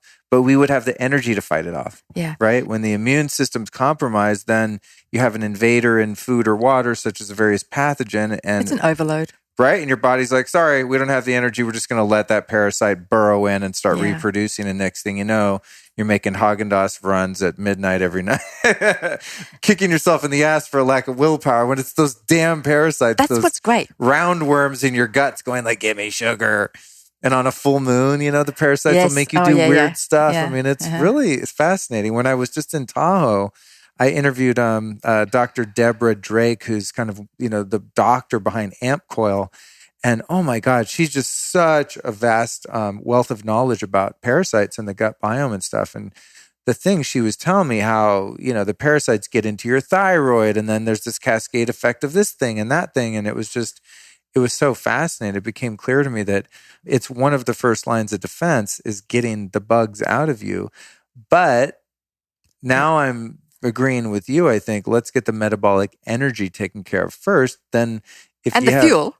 Remove their fuel. Right. Yeah. Oh, yeah. And that's right. And removing their fuel, which is this deuterium. Wow. That's a fascinating connection. I talked to Dr. Boros about this to really try to figure this out because all of us are really trying to figure out the gut and things like that. And I was always trying to find what's the best stool test. I've got doctors who are in Vietnam who become specialists and, now they do all the DNA tests and everything. And Dr. Boros just explained, listen, just take away the fuel. And even some of those tests may or may not be that valid based upon the deuterium levels. So these guys deal with a lot of really serious stuff. Yeah. And I thought if it works for them, let's just help me get all the people I've met, the biggest, wealthy, the rock stars, they all still want more energy.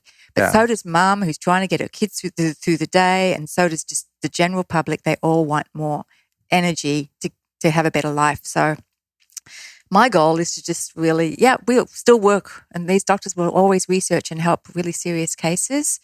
But I'm really focusing on fatigue and energy and just energy for a better you, just helping people to be better, have more fun, live a better life and not worry.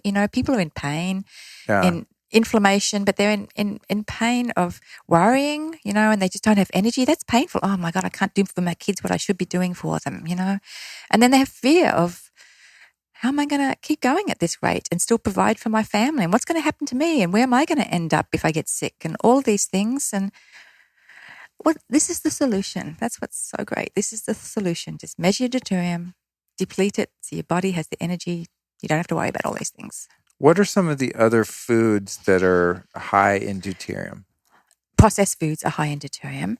Carbohydrates are high in deuterium. Starchy carbohydrates, things that are underneath the ground, potatoes, yams. What about beets? Beets are high. Beets have good qualities to it, but they are essentially high deuterium. In the beginning you need to lower your deuterium levels. Now, once you get your deuterium levels into a more acceptable range, then you can handle stuff occasionally. Right. You don't want to bombard yourself you don't want to get it low and then push it back in again. Right. But if you can get your mechanisms working again, have some chocolate cake. Have something, unless it messes with your, cravings and stuff. Some people can't have a little bit and they're done for. Well, I think that's... I can. You can moderate? I always can, actually. Yeah, I can just have a little bite and then that was good. I fixed that. God, I was not born with the power of moderation. Yeah. Okay. So for me, it's just with a lot of things, it's black and white. It's like, okay, I had to quit that. Like I want to punch someone who I see smoking a cigarette. I'm like, oh, I didn't know you smoke. You're like, oh, I have a cigarette like once a month. I'm like, you bastard. Like, how do you do that? I'm full on. I'm going to smoke. I'm going to chain smoke all day long, wake up in the middle of the night, have a cigarette when I take a leak. Like, I'm freaking obsessed. Yeah, I know. Some people do have that. But it is comforting because when I interviewed the guys about this, I walked away going, oh my God, can I do this? I can never have a mango ever again. Or, that's sad. It's like, oh God, it's almost one of those things. I need to unlearn what I just learned from these guys because it sounds so restrictive. Nobody wants to hear that. And also that may push people away that could really benefit from this. So I don't want to be that, food strict person. In fact, you can kind of compensate and rectify a lot of things once you learn how. If you do happen to go out and eat a big bowl of pasta, then fast the next day. So your body can burn that deuterium up, right? Right. I tell people, yes, this deuterium depleted water is fantastic, but if you eat that cookie, it's going to cost you $50 in water to remove it. Right.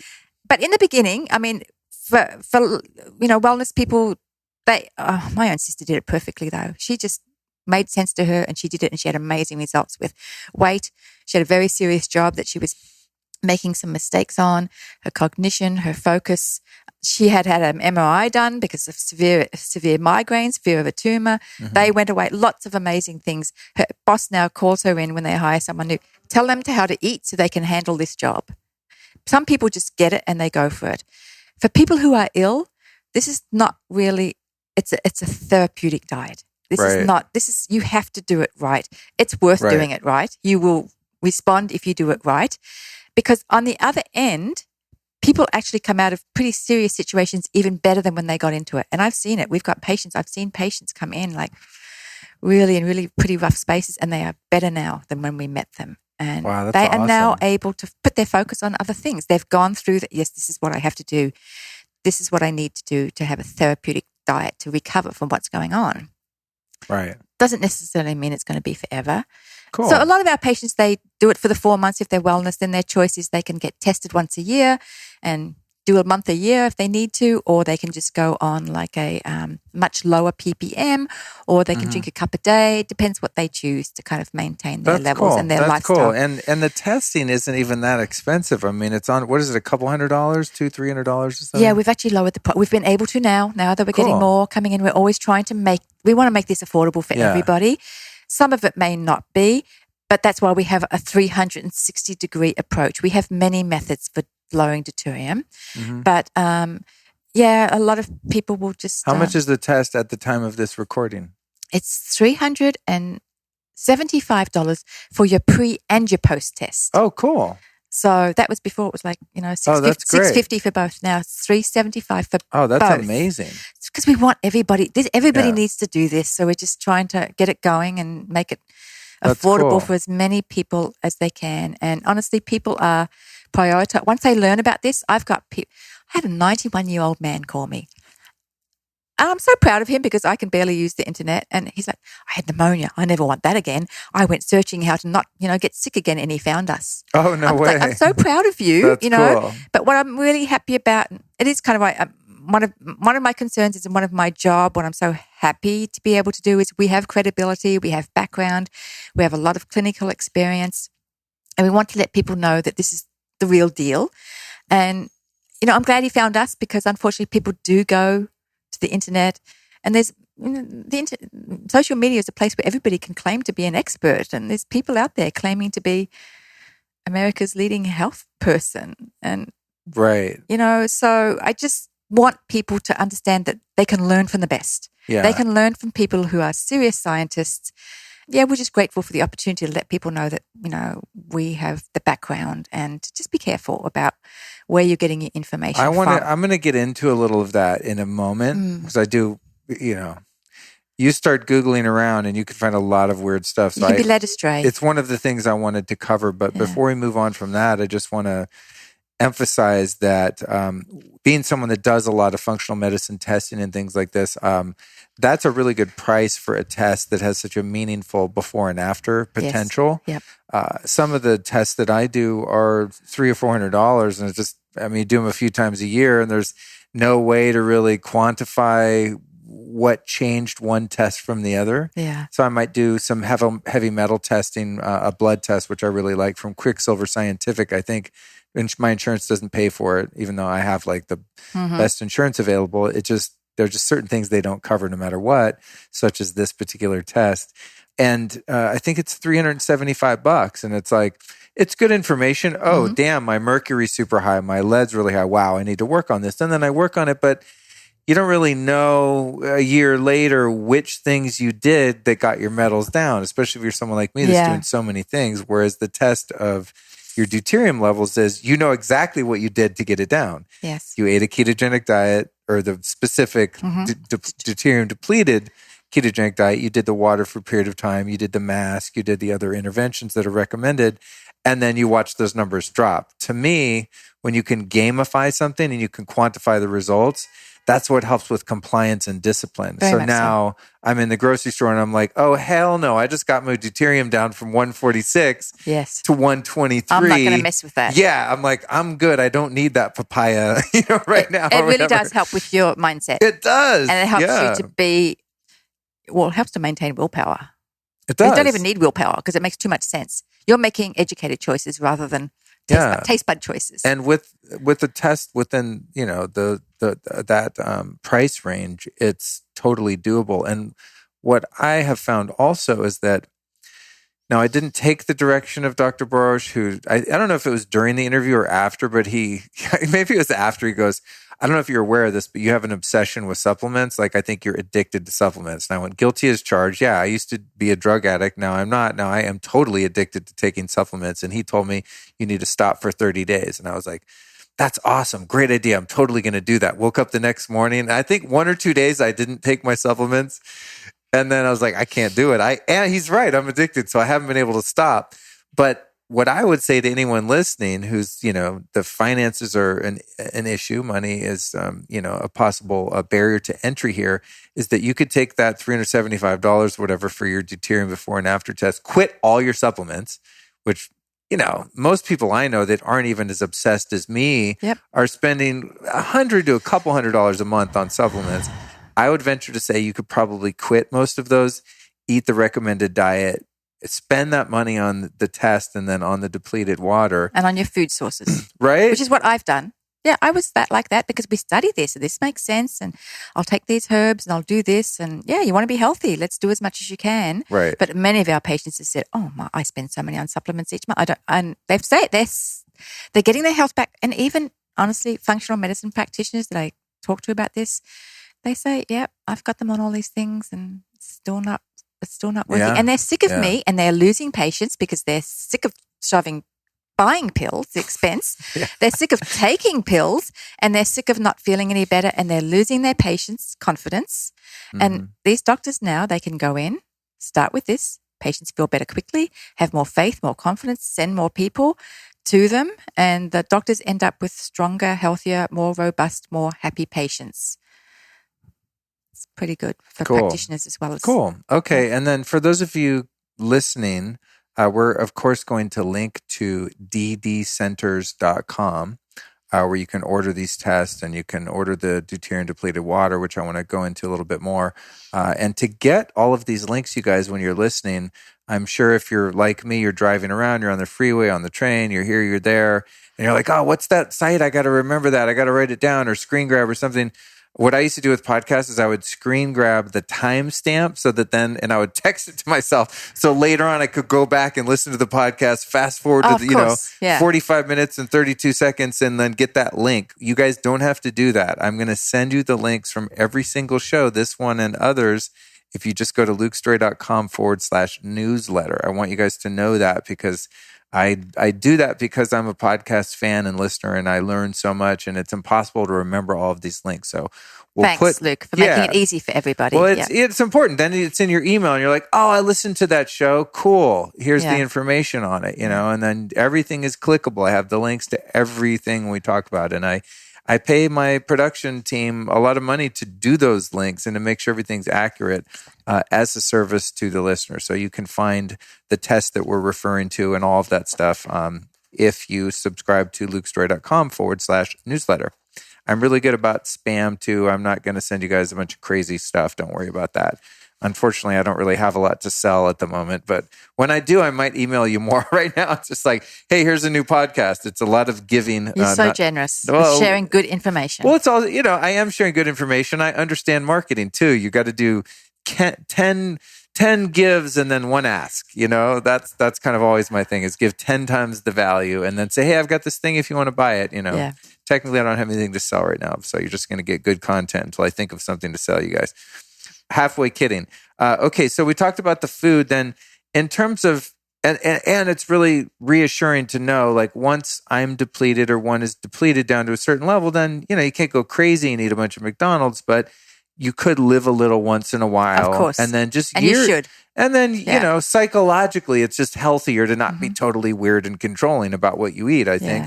And then once a year, we can get tested if we're like, oh shit, been eating too many apples, Keeps yourself or in check. cupcakes or whatever, then okay, I got to deplete again. And then when we see those results, it's going to make the compliance easier again, as we discussed. Does. Okay, so not just that though. As you do change, your brain does change. Really, a piece of cake might be put in front of you, and you may not even care one day. right. You never know what's going to happen. Well, that happened to me with things like cigarettes and alcohol and drugs. I mean, you could sit there with a bottle of vodka and be like, beg me all day to take a shot. And it's like, I'm not interested. It can happen. Yeah. That's happened with junk food. Yes. I don't drive by Wendy's and be like, oh my God, a quarter pounder. I don't even know what they sell if they call them a quarter pounder. But I haven't eaten food like that in literally decades, and there's no temptation because I know the cost of that is so high. Yeah. Okay, so I want to cover the water though. So there's this special water you guys sell, which is deuterium depleted. So there's different degrees of depletion. And from what I understand, the source of this water, it's originally spring water that was then like actual spring water, like I drink every day. And I'm a huge proponent of it. Then it goes through this crazy process in some machine that costs $1 zillion that lowers the deuterium past any water you would ever find in nature. Mm-hmm. Is that correct? It is. Dr. Gabor Shamali, one of our co-founders, he's a physicist in Europe, and he's really the grandfather of deuterium depletion. He's been studying this and utilizing this for almost 30 years. Wow, really? Yeah. So that's why but he built the big plant that pulls, it's a process, it's where they pull the deuterium out of the water. So it's a deuterium depleted water, which makes it very effective. It's in different ranges because there's a very specific process for certain patients with deuterium depletion, and it must be done properly. And that's why we chose to really make sure we share this with physicians so the word gets out correctly. And that's why we have chosen to use Dr. Gabor Shamali's plant, because other people will be doing it as soon as something comes out there. But we're serious scientists. We're only going to use this deuterium depleted water that has had all the clinical research and all the studies behind. It's the only GMP facility in the world that produces the deuterium depleted water. We want the word out properly. We don't want anybody doing the wrong thing. So even with patients, we take certain conditions and everybody's treated individually based upon their age, their height and their weight, a little bit of their history, what's been going on with them, and we track them and follow them along and change their protocol along the way if necessary. So it's not something, some people are just telling people go drink this water at the inappropriate ppm and they're just guzzling it, and it may not be the best thing for them to do. Right. So the water that I started on is, I think, the general level, which is 85 parts per million deuterium, right? Right. And then there are varying degrees of depletion that would be sort of prescribed to someone based on other factors, such as their deuterium levels, their general health. So if I had come to you guys saying, hey, I got 3 months to live, I've got brain cancer, I probably would have started on the 25 water. No, actually, you would, and people do think, the sicker you are, the lower number? Yeah. Oh, it's not like that. I'll try to explain it. There's a very specific step-down process for cancer patients. As you lower the deuterium levels, you want to make sure that those cells are not getting accustomed to that ppm range.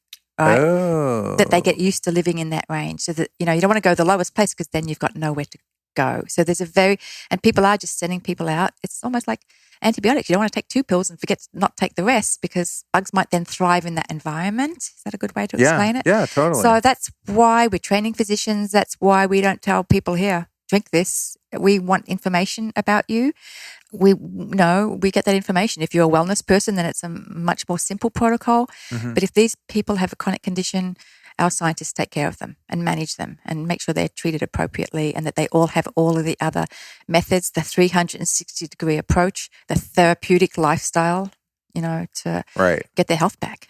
So in terms of water in general, the audience that's heard me before, if this is your first episode, welcome. If you've been listening for a while, I'm obsessed with water. I don't know if it's because I'm a Scorpio or what, but bathing in natural hot springs, cold plunges in the middle of, the forest and freezing water, ice baths, drinking the most pure spring water, which, by the way, the spring water that I drink was tested by the labs here.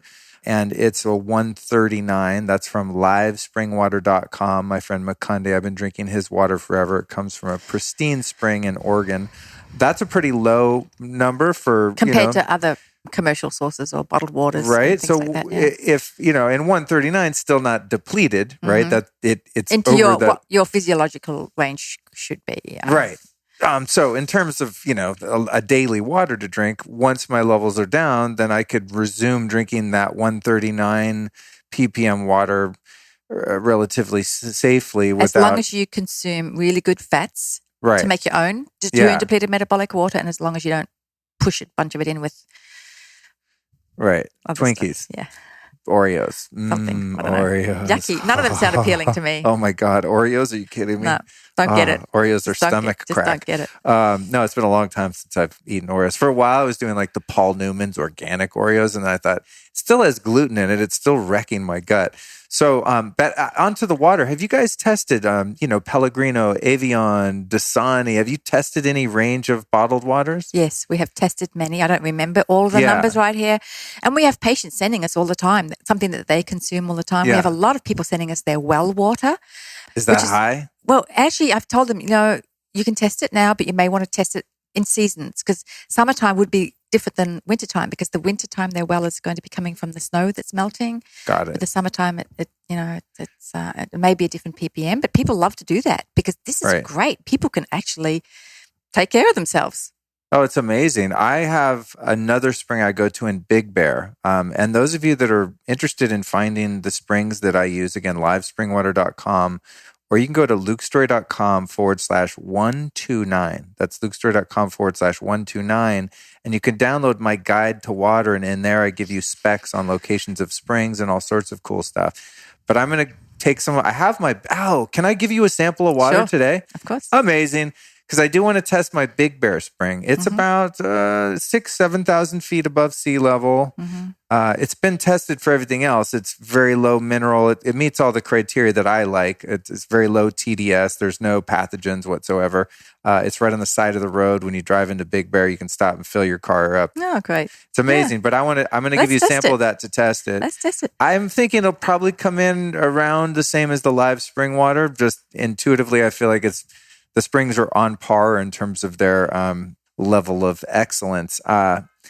Is the data on other commercial waters going to be made available, or is it available at any time in any of your PDFs or any of that kind of stuff?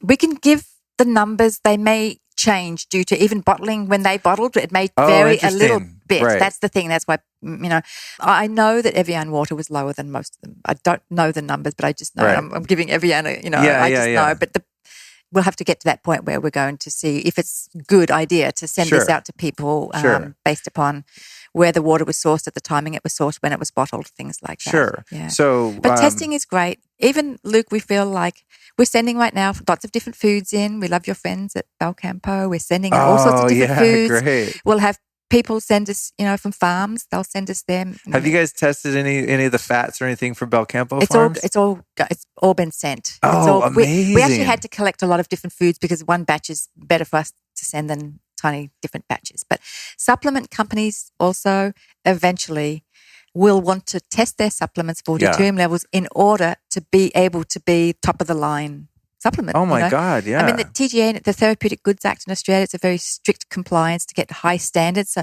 many supplement companies say, we abide by the TGA to, give people faith that they have really good processing and standards. But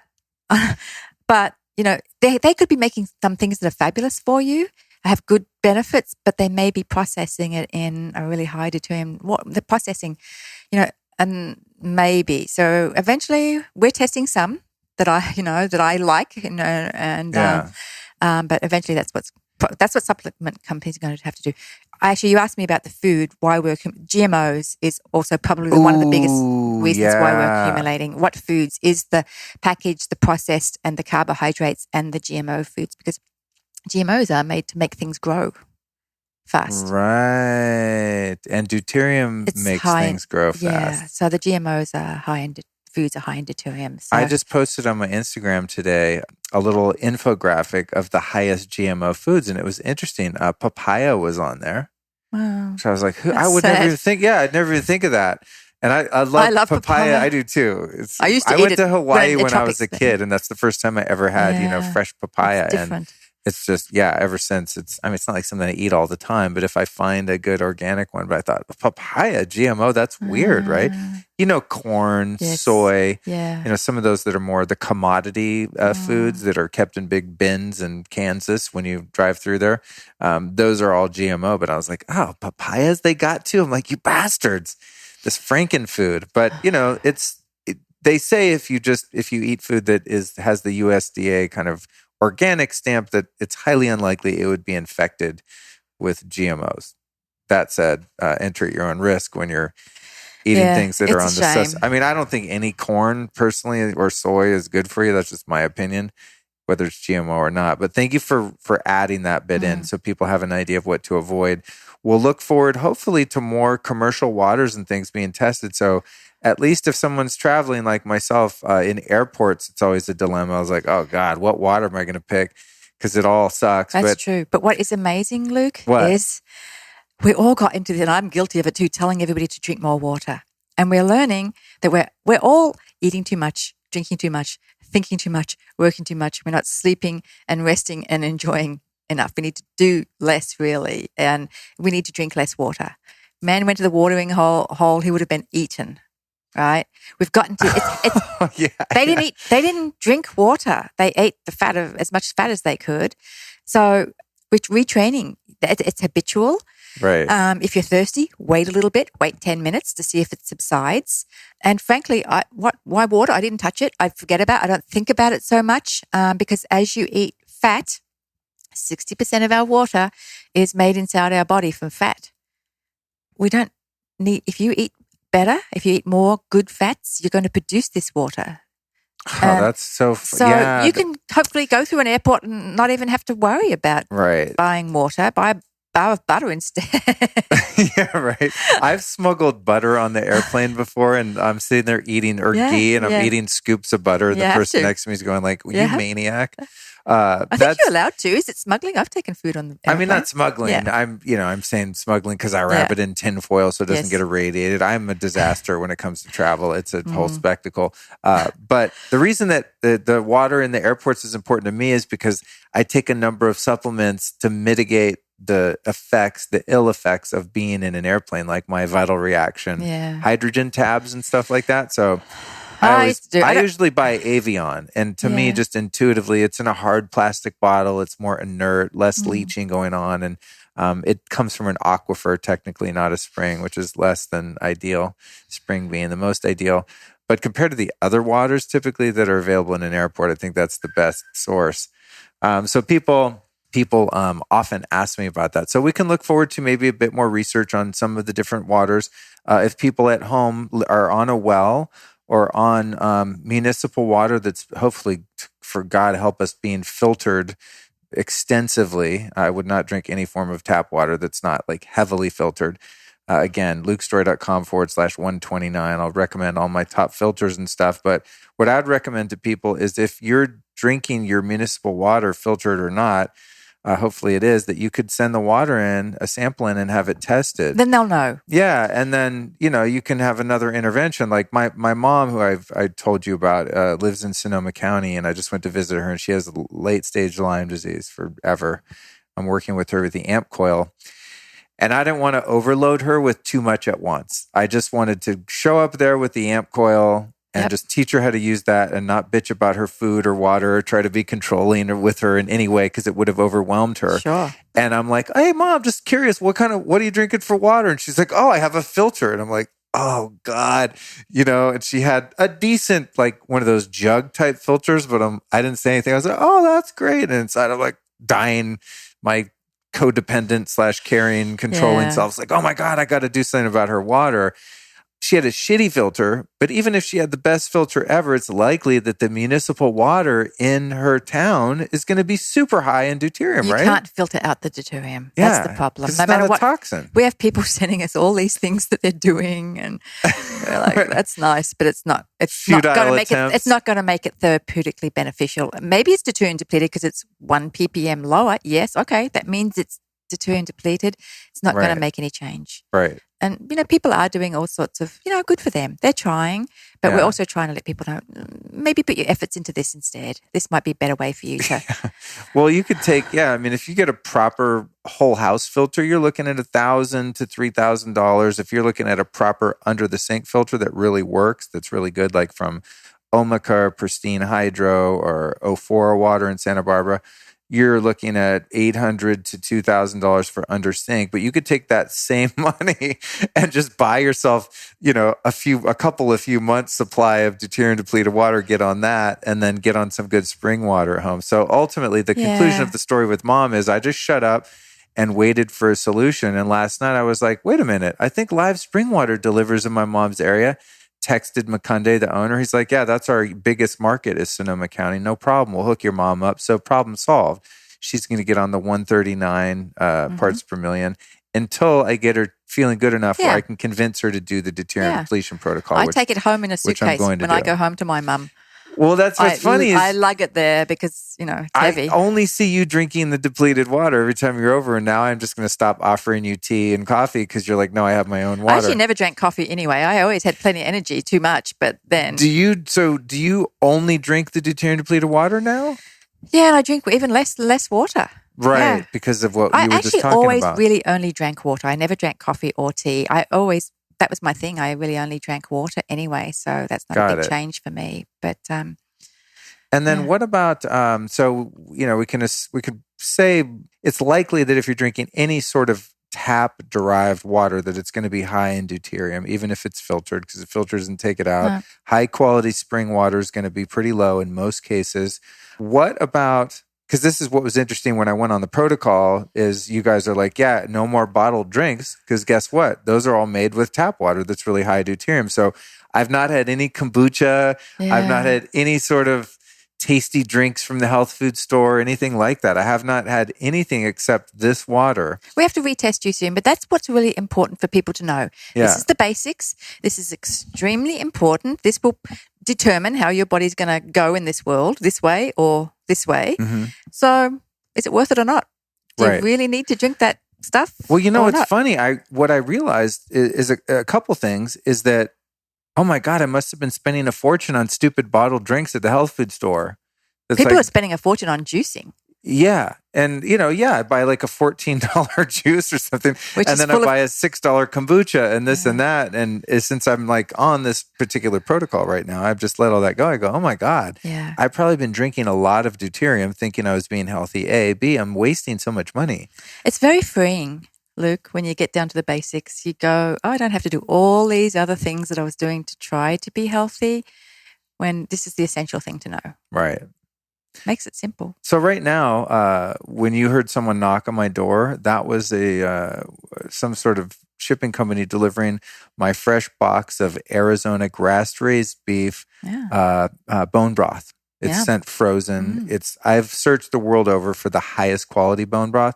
There are others that I like, Kettle and Fire, other ones, by the way, if you're listening, that are less expensive, shelf stable, that are also quality. But this stuff is like the chronic bone broth. And I've been, I drink it 4 quarts of it a week, I think I get. And, which is quite a lot, but it does my body good. But then I'm looking at it and I'm like, oh, it's triple filtered water. I grilled the owner. I interviewed him a while ago and I'm like, where's the water come from? He's like, let me check. It's triple filter, reverse osmosis, this and that. Originally it's well water that then they filter. And so I'm drinking my bone broth and I was like, oh shit, this still has water in it. And I'm on the deuterium depleted protocol. So it's safe to say that even soups and things like that are made with, if you see the ingredients, it says water or filtered water, that it's likely that that's also high in deuterium. So if one is in the process of depletion, which I currently am, would they be generally advised to avoid soups and broths and things that are also made with tap water ultimately? If you were really ill, yes, Okay. definitely. If you were really ill and if you were fighting for your life and you needed all this cellular energy to regain your health back, no, you would have a therapeutic diet and you wouldn't be consuming stuff that was made with deuterium depleted water, deuterium laden water. Yeah. you're healthy, your numbers are a bit high, but it's not at that range where you have a really metabolic dysfunction. And you're also doing something to counteract it by consuming the water and by increasing your fat intake. Right. If you were ill, I would say no. But you're as soon as we test you, I know your numbers are going to be in a good range, Right. even by doing that. And I tell our patients, listen, just consume this water only. If you want to make coffee or tea, make it with the lid on so you're not boiling it off. But soups and stuff like that, it gets expensive. So Right. let's do the best we can. So be reasonable about Yeah. it. What I do when I make coffee is I'll use the 85 parts per million depleted water. And I do about half that and then half my spring water. Right. And I'll do that if I make a smoothie or an elixir or something like Right. that. So I know at least it's not deuterium heavy. It's still going to be depleted. That But 85 ppm is going to Yeah. bring your levels down. It's giving you a lot Okay. it's giving you quite a bit of room for fun. okay, good. Don't tell me that.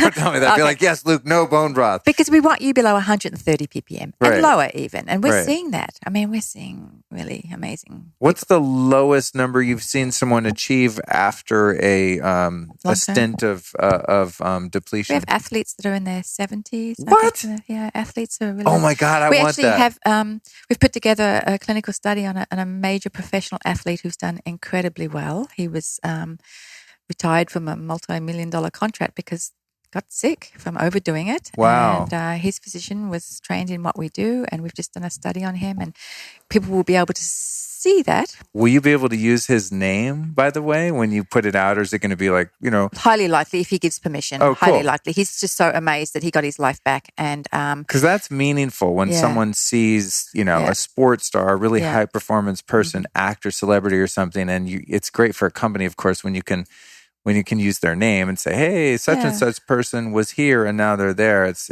inspirational for people. So it's funny. I respect some of our cancer patients,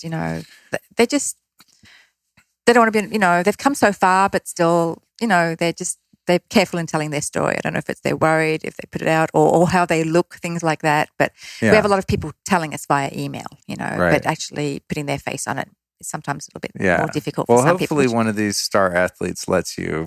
He probably brag will, a but I little don't know, bit. so I don't want to say anything. Yeah, I no, want it's cool. respect It's cool. his privacy. We'll wait.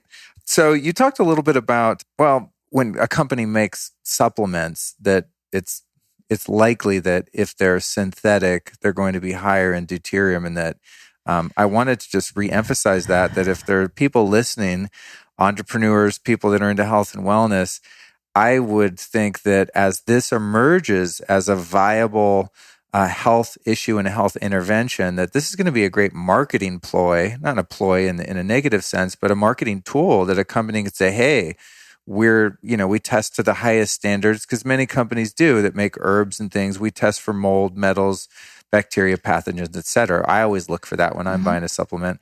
But no one in the known universe, to my knowledge, has come out and say, hey, this supplement, whether it be pill, powder, or whatever, is low in deuterium. So it will happen. Isn't that going to be cool? All these companies want to do the right thing. They want to provide Right. something that's going to benefit mankind. They just didn't know about this part of it. So this is great. Yeah. They're going to learn, and it's going to benefit everybody. In terms of just a basic rule of thumb, if someone did want to still take herbs and supplements and things like that, is it safe to say that if something is more in its natural state, or an extract of, say, a medicinal mushroom or ashwagandha or something like that, an Ayurvedic or Chinese herb, that if it's a plant-based extract, that it's less likely to have deuterium versus a synthetic vitamin B or something like that? It's highly likely because it's often going to be plant-based. Okay. Right? Herbs are, God's gift from nature to us. Right. However, as we process them, if we process them in high deuterium water, you will be adding deuterium to that, that pill or that capsule, however Right. it comes. Right. So I think about that because that's why I hold off. I hold off now. with some of my extracts that are in a little dropper, they're often made with water will be one of the ingredients. And then they have vegetable glycerin, which is very nebulous. Some glycerin's safe, some not. Some of it's a byproduct from other industries. It gets gnarly. But now I'm starting to become aware of that. I go like, oh, what does that mean when it says it has alcohol or water or glycerin as a carrier, or just, something to give it some bulk? So it's interesting. But It's good you're thinking that way, though. You're thinking. Sure. I mean, I yeah. am, because now I have a sense of responsibility too, because I have things on my website I don't sell, but things I recommend, and Right. I'm giving various products the stamp of my approval. And so it's not just, for me, because I'm sort of reckless with myself sometimes, to be honest, but I never want to recommend anything until I know that it's the best of the best and in its class. That's great. So even in my practice, when I started this, patients didn't need me anymore. you put yourself People out of business. are coming in with pain and they're feeling good. Now they Right. come for maintenance, and Right. that's okay. I'm very fortunate. I loved it. I love having this. It's kind of a little bit selfish. You get this instant gratification from your patients. I feel good. That's part of why you enjoy doing this job. Right. But this is bigger. This is really fun. This is really important. And I'm really appreciating being able to share this. I am too. So in terms of animals, I wanted to cover this. I went into it, I think, a little bit with the guys in Q's history in Austin when he was working with cancer dogs and stuff like that. Keto Pet Sanctuary. He talked a little bit about it, but then we moved. There were so many things to cover, but I've been exclusively giving my dog Cookie over here the Deuterium depleted water. Now, we took a trip and she was drinking the water of the other dog where we were staying, and so I was annoyed by that, but I had let it slide. But she's been doing the depleted water, and I've got to say there's one definitive difference I've noticed with her. Her allergies, her sneezing and scratching has dramatically improved. And I haven't done much else. I've been feeding her the same great raw, crazy, amazing raw local food, which is keto food. There's no grains or anything undog friendly in it. And the fat will help that also. When I came in, I could see she was biting a little bit. She was still? God damn it, there goes my theory. But no, it will. She's gotten a lot better. Yeah, she will. So would you advise, in addition to giving her the water, that I even add a little fat to her food? I would add it slowly so it doesn't create diarrhea all quickly. Right, because I've done that, before. I give my dog too much ghee or butter or coconut oil or something, and then they get the runs, and just problematic. Just increase it incrementally, slowly, so that won't happen. Right. But Dr. Q was the co-founder of the Keto Pet Sanctuary, where they took 100 dogs with naturally occurring cancers, and he treated them with his ketogenic at the time. Now he's learned it needs to be a deuterium depleting diet and deuterium depleted water and some other methods, and successfully, dogs did not get metastasis or die from cancer. That's incredible. I love that story. Is it possible to test your pet for their levels, or we have vets actually that test the urine?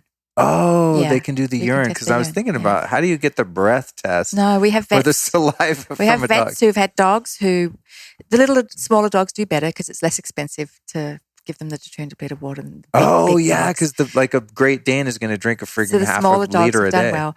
But Dr. Q mostly did it with his ketogenic diet. I mean, that was because the dogs couldn't drive to McDonald's and eat anything else. They could only eat, they were very compliant with their program. A control group, a controlled study, Yeah, but he's really did all the clinical research on the benefits, on the ketogenic diet, and that's why the people that funded him decided this is going to become the most famous diet, and their whole social media program made it so.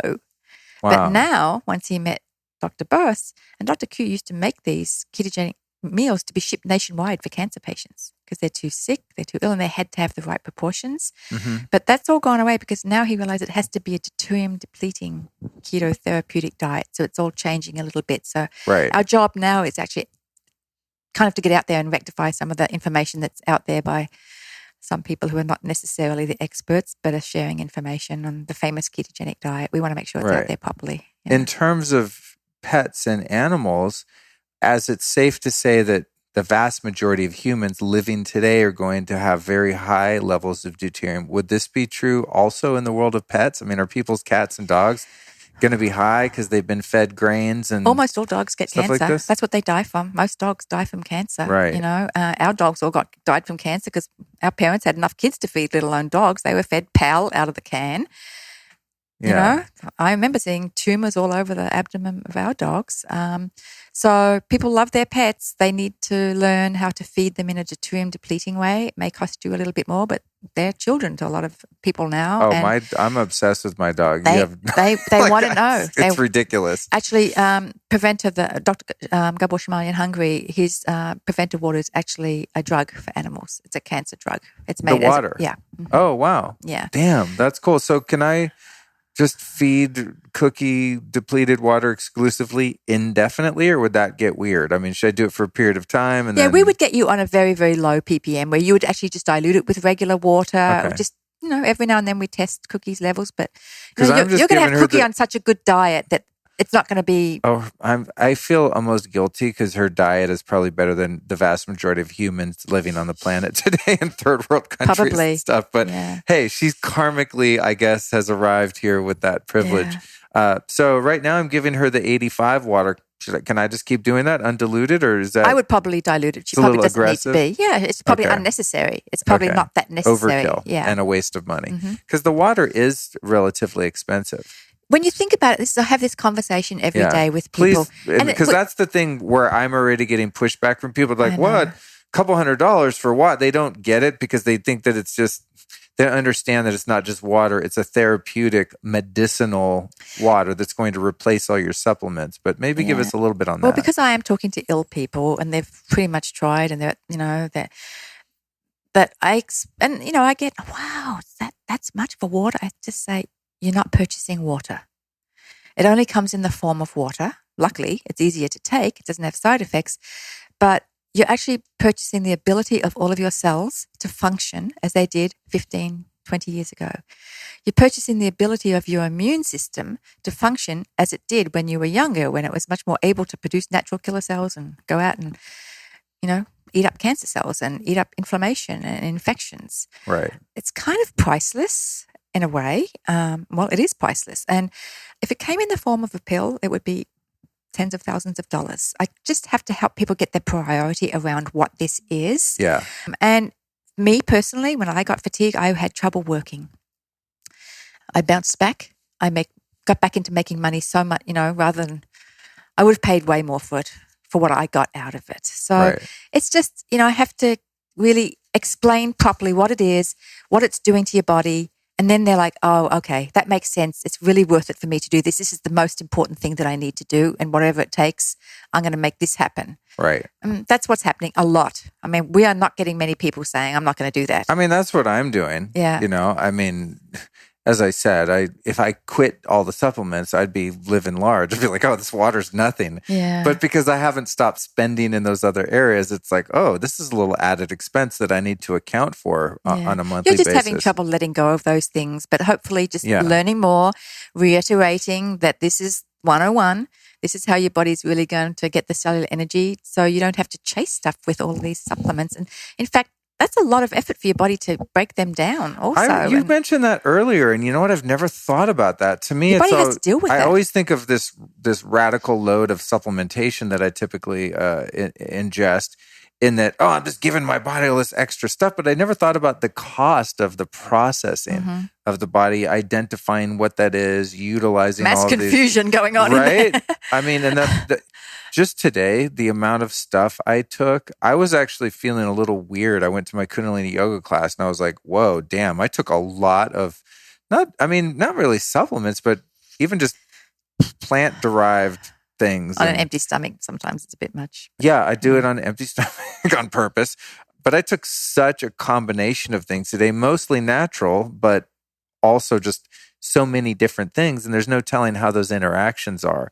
Now, I feel pretty great now, but earlier today I was like, wow, this is intense. I don't feel entirely myself. It was like mind altering. You may need to pick a few in the beginning just to wean yourself down. We may have to talk. We can talk and say, listen, okay, this might be something that's going to be important for now, and just let this go. It's not really benefiting from it. It's kind of unnecessary. It might even be messing you up. We can go through that. I think that would be good. Mm-hmm. Well, today I did three things that were potentially psychoactive. And I wouldn't say that I was high today because I don't get high. I'm very careful to not pass that threshold. But I did microdose psilocybin I mean, very, very, when I say micro, I'm not like, oh, half a gram. No, like 1/10 of a gram, which is not enough to get, maybe Cookie would get high off that, but no adult human would, it's just impossible to get like, mind altering noticeably. And then also did a lot of CBD without THC, a few droppers of that. And then also a microdose of a CBD made from cannabis, not hemp, that does have THC, which I'm very careful about taking a small dose. So there was those two. And then also I did a little bit of kratom, or some people call kratom, which is a leaf that's just ground up from Southeast Asia, which does potentially have psychoactive and actually pain-killing capacities. But again, in a microdose, not psychoactive, not mind-altering. But a few of those things plus a few supplements changes the way you feel. And then you get into Kundalini yoga class, and then I went to cryo. And after that whole experience and having ingested all of those sort of, somewhat powerful elements, I definitely felt interesting. Bliss?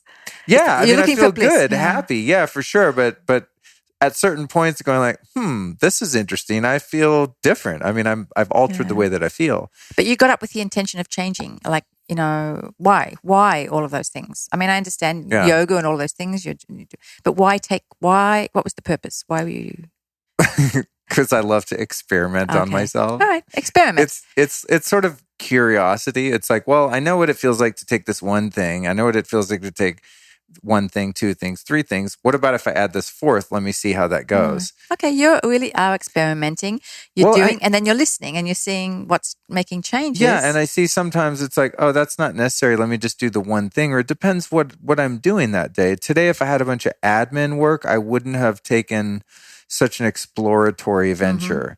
But I knew that all I really had to do today was have an enlightening conversation with you. So I sort of turned on the parts of myself that are more flow state and creative and, emotionally fulfilling and put you in a positive mood and things like that. Where on another day, I probably wouldn't do any of that stuff. And I would just do something that helps me focus, like my Qualia, which is an all natural brain enhancement supplement that I love. It's amazing. But I would probably just do that and have a bulletproof coffee in the morning and I'm good. So it sort of depends on what my goals are. Right. But I'm also, taking one for the team in a sense and being the canary in a coal mine. So when other people are curious about some of these other modalities or substances, I can be the guy that said, hey, I've been there. You don't need to do like I did and take 5 majorly powerful things all at once. You are taking one for the team. Yeah, I'm like, just, you know what? I've experimented. I've done the research. All you need to do is this one thing if this is what your goal is today. Yeah. I think that's what you want to do. If you have pain in your body, then I would recommend a very small dose, about 1 gram of kratom. You won't get high. You'll feel slightly stimulated, almost like caffeine, but the pain in your body will go away like you took a Vicodin or a bunch of aspirin or ibuprofen. So if that's someone's goal, I could say take the kratom, but I wouldn't tell that person, microdose psilocybin or microdose THC or CBD or whatever. You don't need to do all the things at once. You just find the tool that fits the job.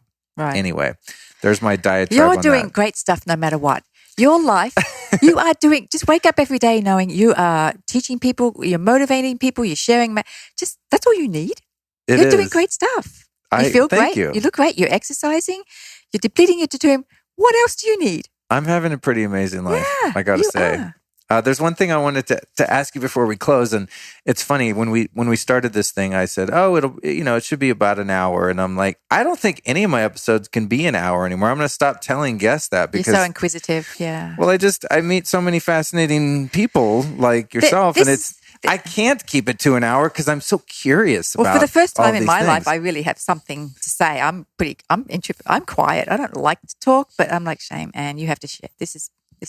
What sign are you? Virgo. Virgo? Oh, really? Your birthday's around nowish. Yeah. Mm-hmm. Just cool. had mine. I came to America and they gave me a whole long weekend holiday, Labor Day weekend. For my birthday. Right. That's funny. Both my parents are Virgos. Oh, yeah. And I'm a Scorpio. I get along very well with Virgos and Libras and other Scorpios. Those are my top 3 signs. Huh. Yeah. Most of my close friends and intimate relationships almost invariably will be one of those 3 signs. Yeah, it's interesting how it works out like that. What I wanted to ask you was, you talked about the 360 approach and how movement and light and things like that are also incorporated into the depletion protocol and the sustenance of living as a depleted person. How does the sun exposure and then also red light therapy, like our friends at Juve, Who we love, who tried to introduce me to you guys, and I was like, yeah, I know, I'm getting there.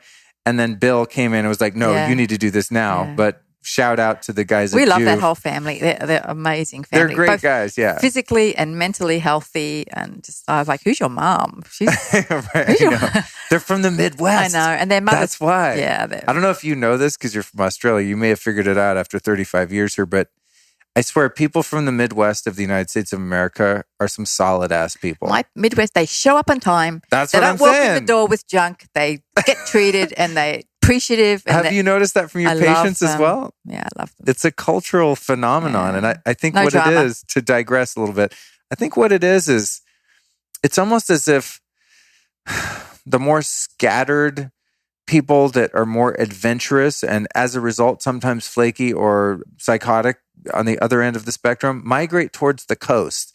And we all end up in LA and New York. Some amazing, talented people, but the salt of the earth people, I don't know, their formative years, they seem to kind of stay in their small city or small town in the Midwest. And then maybe eventually, like the guys in Juve, they move to Orange County.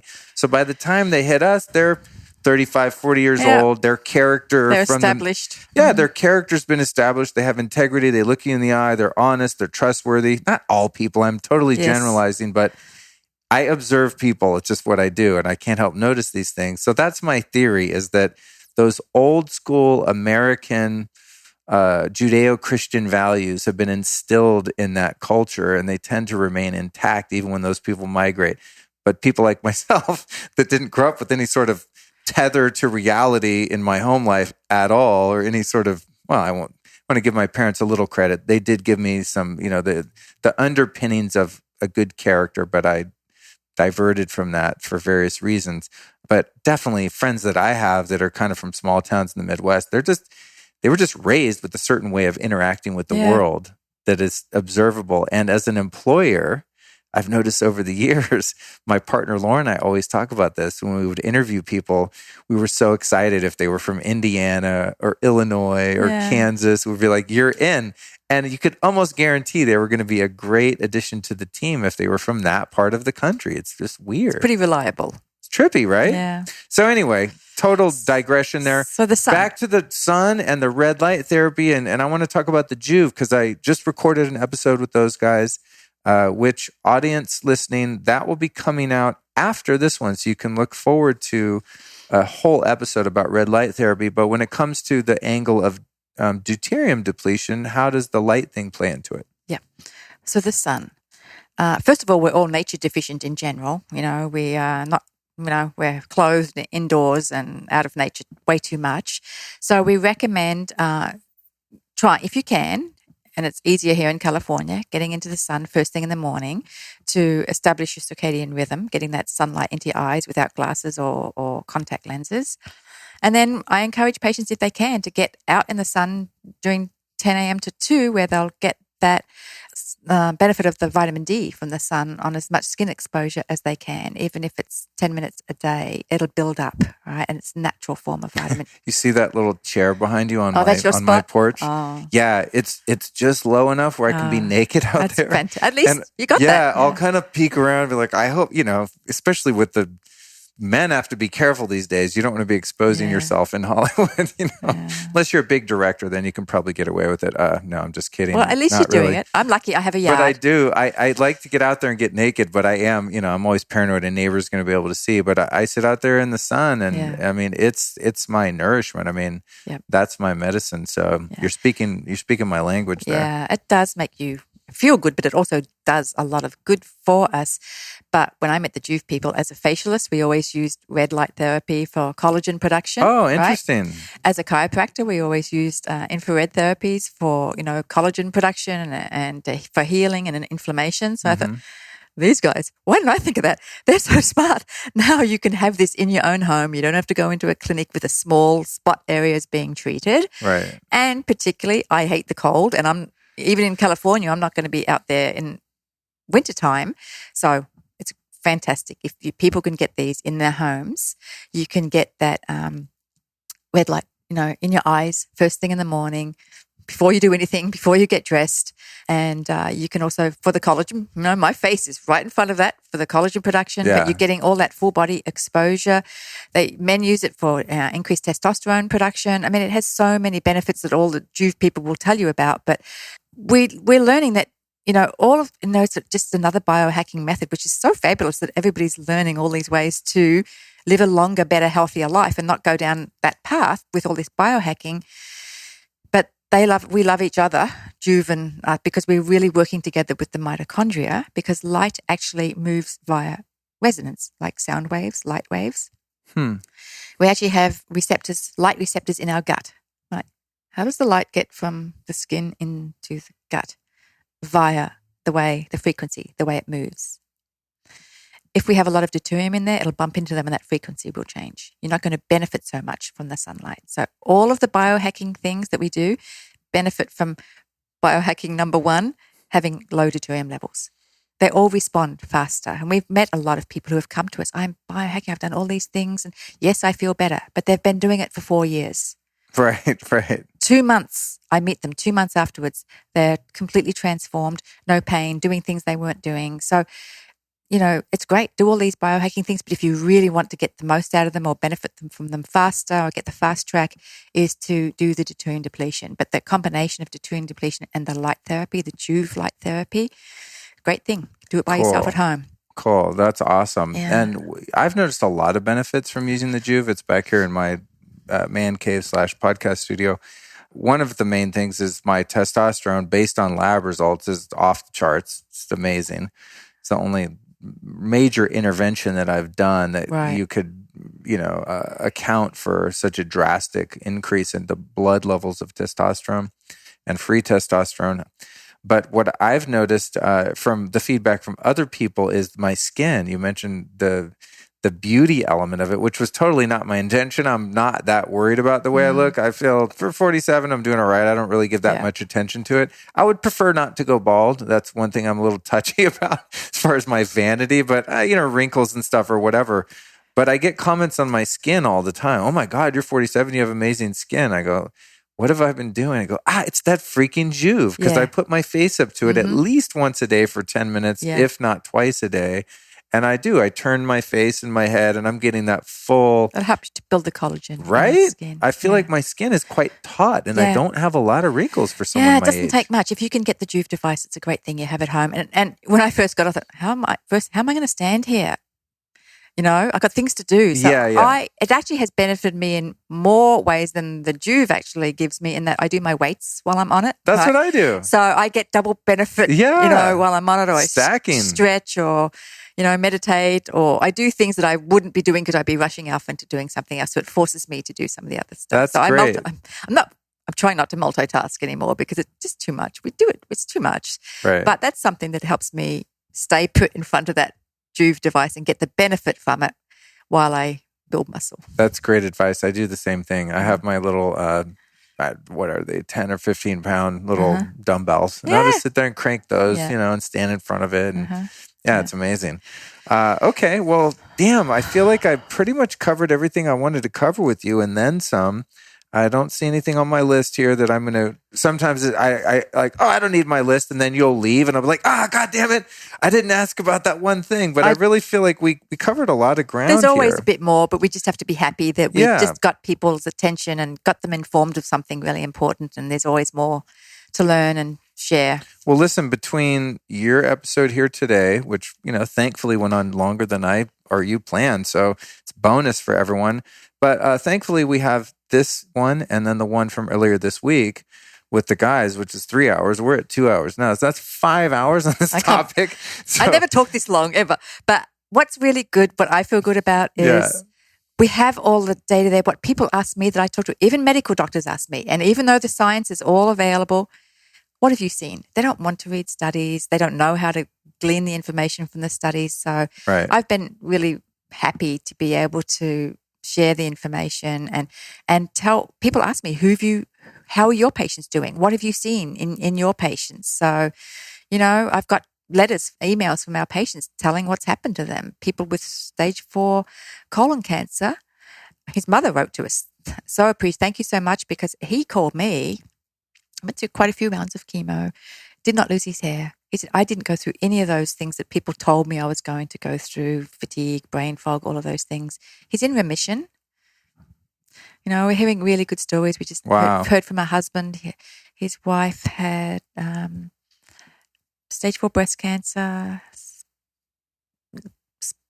lump on the heart, 8 centimeters on the brain. He just wrote to us, said it's gone from 8 centimeters to 2 centimeters. They can't find anything on the heart, and that's what they've done. So it is wow, and that's what I hear. I hear wow now. Wow. And that, I think that's the interesting thing about this. And for the more analytical, skeptical, scientific types out there, or even people that are really still invested in the trusting your Western medicine doctor and stuff, which is ill-advised in my opinion in some cases, not all cases, of course, not to disparage these brilliant doctors, but based on my own experience, a lot of it is a waste of time because you're not getting to the root cause. But what I find cool about the deuterium testing and the depletion protocol is that it's not like you have to stop going to the doctor or doing your chemo or doing whatever other serious intervention. It's actually going to make all that stuff work better, right? Well, the doctors are appreciative because, first of all, they get patients who are more robust coming to them in the first place before they give them a lot of this pretty, breaks them down, these therapies. So they've already got stronger patients. Oftentimes they don't have to use as much of the chemotherapy and the patients are not having all the side effects and they're coming out stronger on the other end. They actually still have patients at the end of it all. So it's working really well in conjunction with standard of care. We don't say don't do standard of care. We just enable people to get through it stronger and come out better on the other side. So practitioners are happy to be able to utilize this for their patients. And our goal is really people have missed out because of skepticism. And I get it. When I've had people, when they get a serious condition, or they do this, and they don't know what to do. And it's hard. A non-scientific person has to ruffle through all this. And what do I do? So my goal is to get the word out there that this is something that's credible. It works. We've got scientific validation. We've got plenty of people, studies, but also our own patients that have had good results, because I just don't want people missing out. We've had some people, I don't know about that, and then call us kind of in desperation later on, So I want people to just feel more solid comfort and confidence that this is a really good place to go, rather than try this, and end up not really getting anywhere. Yeah. Feel safe, feel confident and hopeful. Cool. Thank you for that. Well, I'm happy to be the one that's kind of breaking this to my community and the people that are into the kind of stuff that I am and that listen to the show. And again, being kind of the first podcaster to really dive this deep into this, because I look in the app, I search Deuterium and there's like 3 podcasts. And as soon as you walked in, as soon as we met you, you were interested. You already had questions. You wanted to know. I've been into this stuff for, we're going on almost 22, 23 years now. Even before that, when I was still really unhealthy, I still kind of was investigating health stuff. So you could say 25 years. And I've seen all the fads come, all the fads go, all the different diets. And I know when I stumble across something that's legitimate. And the minute I heard about this, I heard about it from Jack Cruz. Right. And I was like, he's very smart. He's on point. And he goes always based on the biology of nature. And he's all about light, water, and magnetism, which is like everything, more so than diet or any of that stuff. And he was always bitching at me about deuterium. Oh, you're taking supplements? That is deuterium. And I was like, what is this stuff? So I knew based on his recommendation that this was an issue. But then when I met you guys and came over that day before we recorded, I was like, oh my God, I feel like I just discovered penicillin or gold or something. This is a huge... Dr. Boros has made an amazing discovery, and I tell people it's akin to Newton discovering gravity. And this is the way it is, and it's shocking that his has taken this long to know it, but it actually took these particular 3 scientists to meet each other for it. Everybody has their own expertise, but it took someone who could do the business part and the and Right. the science, all of it to come together in order for it to get out there. Yeah, it's fortuitous and auspicious the way that you all have come together, each bringing a certain element of expertise. Each one has gone through their own challenges. Dr. Boros' twin brother had cancer. Dr. Q's gone through it. Everybody's had their own, long route, double PhDs to get to this point. It's Yeah, well, cool. I'm stoked. I'm super happy. I'm like, this is amazing. It's so good to be able to share this stuff with people. I think that's the ultimate thing is like, I'm kind of joking about, I'm the first and I don't want anyone else. Like, this is my topic, my niche thing that I want to get out. Obviously, I want the whole world to get it, but this is amazing for the listeners because it's accessible, it's doable, it makes sense. And like you said, it's not some new theory. This is just hard science. This is a fact. This is the way it is. This stuff is in you. You can get it out. And when you do, you're going to be healthier, period. This isn't like, this supplement, is it working? I don't know. It's not like that. This is a fundamental law and principle of nature that we can work with now, which is just, it's really exciting. So as you can see, I'm very enthusiastic about it. Anyway, we got to wrap this up. So last question for you, Dr. Ann Cooper, is... who are 3 recommendations you can give us where we might go study about anything? So you've been the expert here today teaching me and teaching the audience about this topic, but who are 3 teachers upstream from you that we might go check out? Not necessarily about deuterium or health in general, but just things that have inspired you to be who you are today. I wish I could come up with people's individual names that you could call up on the phone, but I got so much from my parents from day one. Kindness. My parents, they taught us kindness, our whole family. Oh, that's cool. So I think they gave us something really important that I came to America with, and my patients appreciated that in me and followed me everywhere. So is Australia like one giant Midwest? In a lot of ways, my family's probably the most quiet, shy Australians you'll ever meet. Are your parents introverts too? Very much so. Oh, really? Very, very, that's funny. very 2 quiet. introverts My bred dad's another one. Totally brilliant, but he taught himself everything, self-taught everything. Right. But yeah, we were just raised to be kind. Unfortunately, in our small town, you didn't need to have a lot of grit, but when I came here, I didn't have that. So I had to learn, still learning, taking me a long time, but mostly, my friends who have street smarts, I just ask them, how do I handle this? And I've just learned from a lot of my patients and in discussions and things, how to be in a world that's not so tiny and kind. And, there was never confrontation or a harsh word in my family. So, I have had to learn how to be emotionally resilient about all sorts of personalities. Oh my God, living in LA. Yeah, I can So wherever imagine. you can get that from, I think is a really important thing, because you can get crushed if you can't handle, if you're not tough enough, you don't have the grit to handle that. Being kind is nice, but we're in a much bigger arena now that you have to deal with. So whatever can help people with that, because that's what I've had to get a hold of in order to be able to, be happy. I totally relate to that. Not that I've always been kind, but one of the things, especially my sweet mom, that was, I didn't get a lot of guidance growing up, but one thing that was definitely imparted to me, primarily by my mother, and now later in life, my father, who's since softened up and is a much more gentle and kind person. He was pretty angry when I was a kid. But my mom, I got to give her credit, for any misgivings. And I ran wild a lot when I was a kid, but one thing that was definitely there was that you treat people with love and respect and kindness. And I was taught that racism is wrong, sexism is wrong, bullying is wrong, just being a dick is wrong. Like, be a good person, be nice, be kind, be loving. But just like you, I really relate to having to, move to a city and find the balance, because there are times where you need to step up and get in someone's face and stop them out of self-preservation, self-love, self-respect. I ran away a lot. Yeah, it's the fight, flight, or what is it? Fight, fight, or flee, right? Yeah. So I've always been a freezer. Like in a confrontational situation, I won't get aggro on someone. I won't run away. I'll just kind of like panic inside and kind of hold my breath and not know what to do. So I've had to overcome that myself and learn how to be assertive while not being abusive. Yes. Learning how to not come from anger, but just come from, like I said, self-respect, which is in itself quite powerful. When you have self-worth and you have a line that you draw in the sand with people, and you don't allow people to F with you, that's quite powerful. And you can do that without getting angry. It's a big talent that I'm still learning. And I am too. yeah, I mean, I am too. Anybody else who wants to teach me that, cool.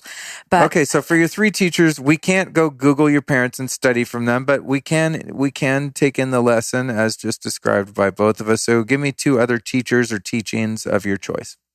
Well, obviously, I've learned so much from these scientists that I've worked with. I mean, for me now, this is the most important thing that I needed to learn in my life for everything. So, Dr. Boros and Dr. Collins have just been my mentors and have taught me all of this. I guess we all have to kind of look at what we need to learn for our own benefit and search that out. But mostly, I have really never searched out gurus or therapists. I've never done that. I've just kind of got the people that I'm with to help me. I mean, I've spent a lot of time one-on-one with people in my work. So, and my friendships, I'm not really into having big parties. I really like to have a small, 1 or 2, 3 people where I can have a conversation with someone. So I guess I just reach out to my pals mostly for guidance. Cool. I love it. That's totally doable. I mean, technically that's 4 because your middle answer was 2 people. So we appreciate that. And those 2 we can definitely look up. And those listening to this show, I've already mentioned it, but I'll say it again. Reach out to your mates. Yeah, reach out to your mates. And if you want to study, Dr. Q and Dr. Laszlo there, you can just go back to the prior episode. You're going to learn all about those guys. And they're both really sweet guys and very warm. That's what I really do want people to know when I talk to them. Also, they're brilliant. I mean, that's the thing. Often, and funny. Yeah. They're comedians. They are, and totally. funny. But they're really, honestly, I want people to know they're coming from the right place. Yeah. Haven't made money yet anyway, and that wasn't the goal. The goal is really to raise from very young ages. Dr. Boros is the 9th physician in his family. Dr. Q started out as a little boy with his briefcase. So I'm going to go and learn how to cure cancer or make the world a better place. Oh, wow. Very serious from day one. And they have gone through a lot. Yeah. Still with smiley, happy, jokey faces, but they've both experienced a lot going through this, but their goal is still just for... This is the passion and this is the goal, no matter what. He will ask people to do stuff that I would be afraid to ask. It's all for the goal. It's do this because this is the purpose, So with the big, major help a lot of people in mind. Awesome. Well, thank you for sharing that. And in closing, where can we find anything about you, websites, any of that stuff that you'd like to promote and point people toward? Well, my clinic is Be Vital, actually. That's my personal clinic, but I'm very much involved and a co-founder of the Center for Deuterium Depletion. So I have my personal practice still. But however... Do you have a site for that? The Brentwood Vitality Clinic. Oh, it's Be Vital, the letter B, and then the word vital.la. Be vital.la. Cool. And that's for your chiropractic and your private practice. Yeah. Oh, cool. However, with all of that now, I start them with Deuterium Depletion, right? And then, and now we just have so many people calling us that we do consultations from all over the world on the phone. Right. And we're sharing this with physicians, and we're very busy really sharing the Center for Deuterium Depletion or these Deuterium depletion methods to the world. So Center for Deuterium Depletion, or the website is ddcenters.com. Right, which is also the Instagram handle, DD Yes. Centers, at DD Centers, And then Facebook is... We have Facebook, and somebody else is doing that because I am not good with that. I think your Facebook is... DD Centers, I think. Or Deuterium. It's the Center for Deuterium Depletion. Because I tried to tag you guys, and I was like, God damn it, this is so hard to find because it's different than the Instagram and the website. So there we're all learning that stuff. Yeah, listen. And what's amazing with this, we've had so many, and even my patients, and this is the most amazing thing I've ever heard, big people. I just want to be involved. You don't need to pay me. Just make sure you're still available when I need you. That's cool. But we've had a lot of people this has changed my life. I'll help you out. And we're lucky. Listen, that's me. I knew from the minute I met you guys, I'm like, I need to make intros. There's people that you guys could meet that are so synergistic that can, really turn up the volume on the public awareness of this particular issue. So I'm excited to help you guys and to watch it grow. I mean, imagine you get, it only takes a few of those big needle movers. You get a Tony Robbins at his event of 12,000 people going, hey, I found the latest thing. This is the best thing ever. Deuterium depletion. Here's what it is. I mean, you get a few of those big names like that, and it has this ripple effect. It's We're incredible. all pretty much ready for it now. We had to get a lot of things in place, inventory, for example, and make everything look pretty. Right. We had to do that before we really got the word out. Otherwise, Yeah. Well, I found you guys at the right time. It's all really I'm good. like, I'm full blown. We're Like, about ready. I'm telling everyone, I'm on the rooftop, like, hey, that's great. You're like eating granola and you think it's healthy, but it's high deuterium. Yeah. You need to get the levels tested and get it down. All right, cool. Good stuff. Thanks so much, thank Luke. you. Thank you so much, Anne. I Really appreciate you appreciate coming it. by, and thank you for indulging, my very detailed and passionate questions. As I said, I just need to stop promising that the show's going to be an hour to my guests, because it frankly never is. There's just too much amazing stuff to cover.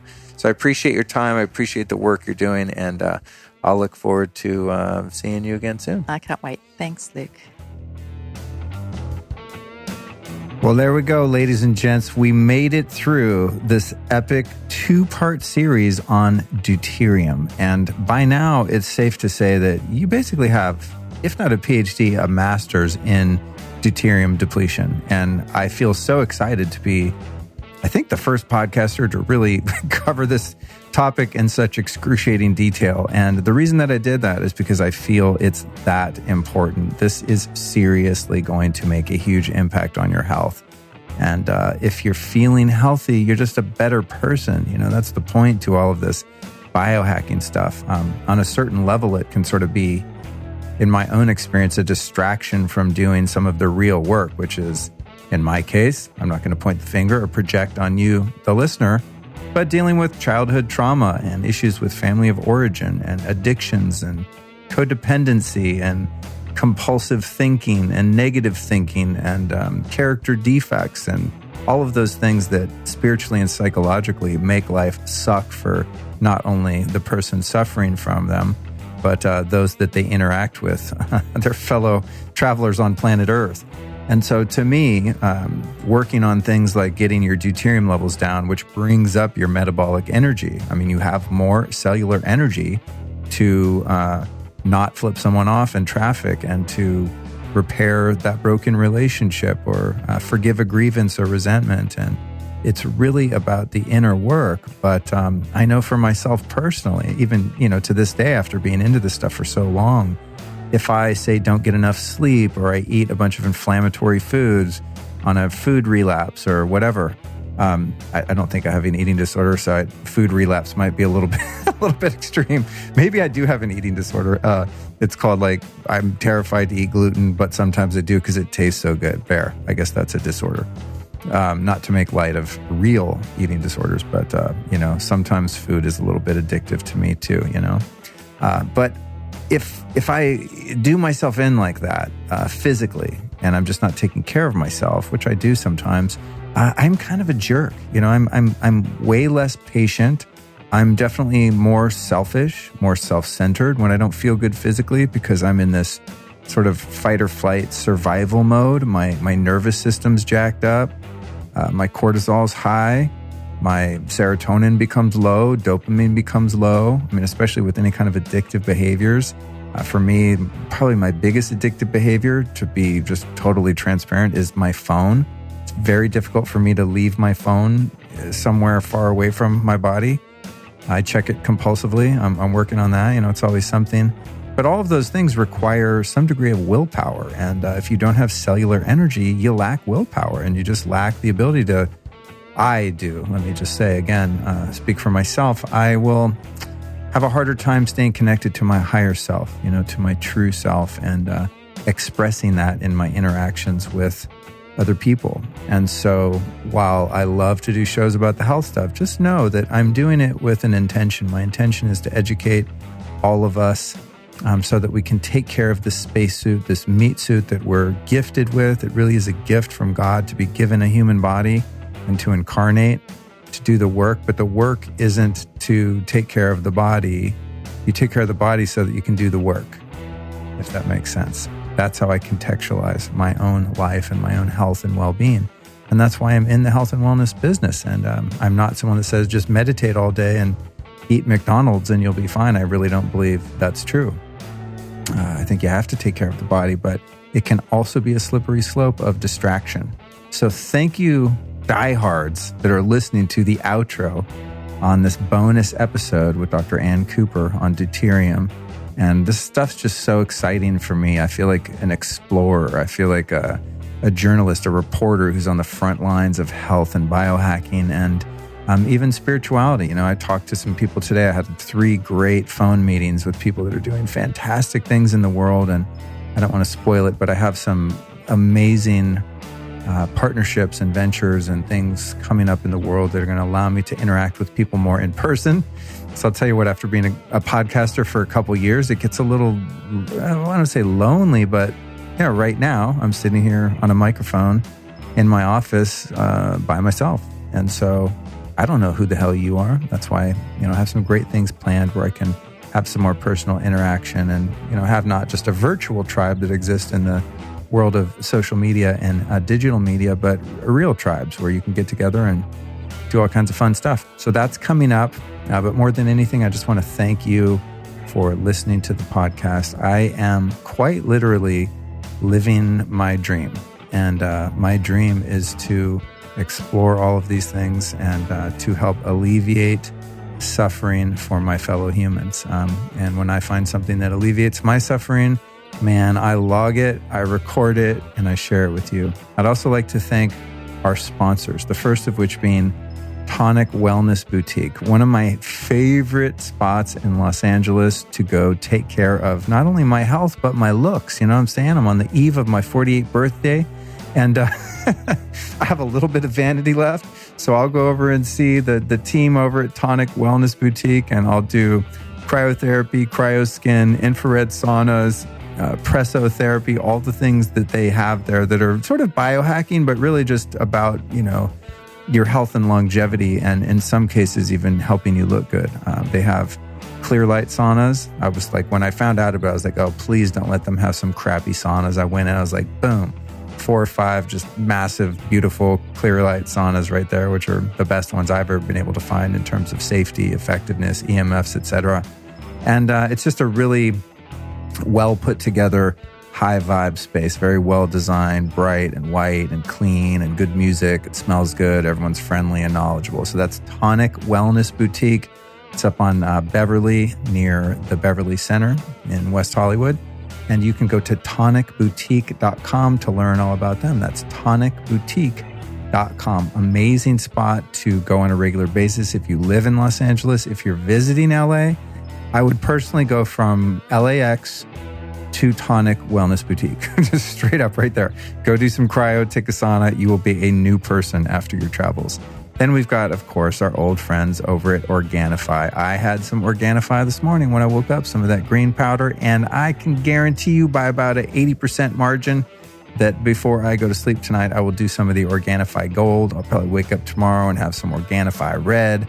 I love them. Organifi powders. They have a number of other products too that I use periodically, but those quick scoop little superfood powders that I can easily make a tonic or elixir or smoothie out of, those are my daily go-to. So you can go to Organifi.com/Luke. That's Organifi with an I. You can use the code Lifestylist and save 20%. It's a fat ass discount over at Organifi.com/Luke. And with that, my friends, I would like to bid you farewell because I got to prep next week's episode with John Wolf from On It, where we talk about the future of fitness in number 167. Peace out. This episode of the Lifestylist Podcast was produced by podcastmasters.net.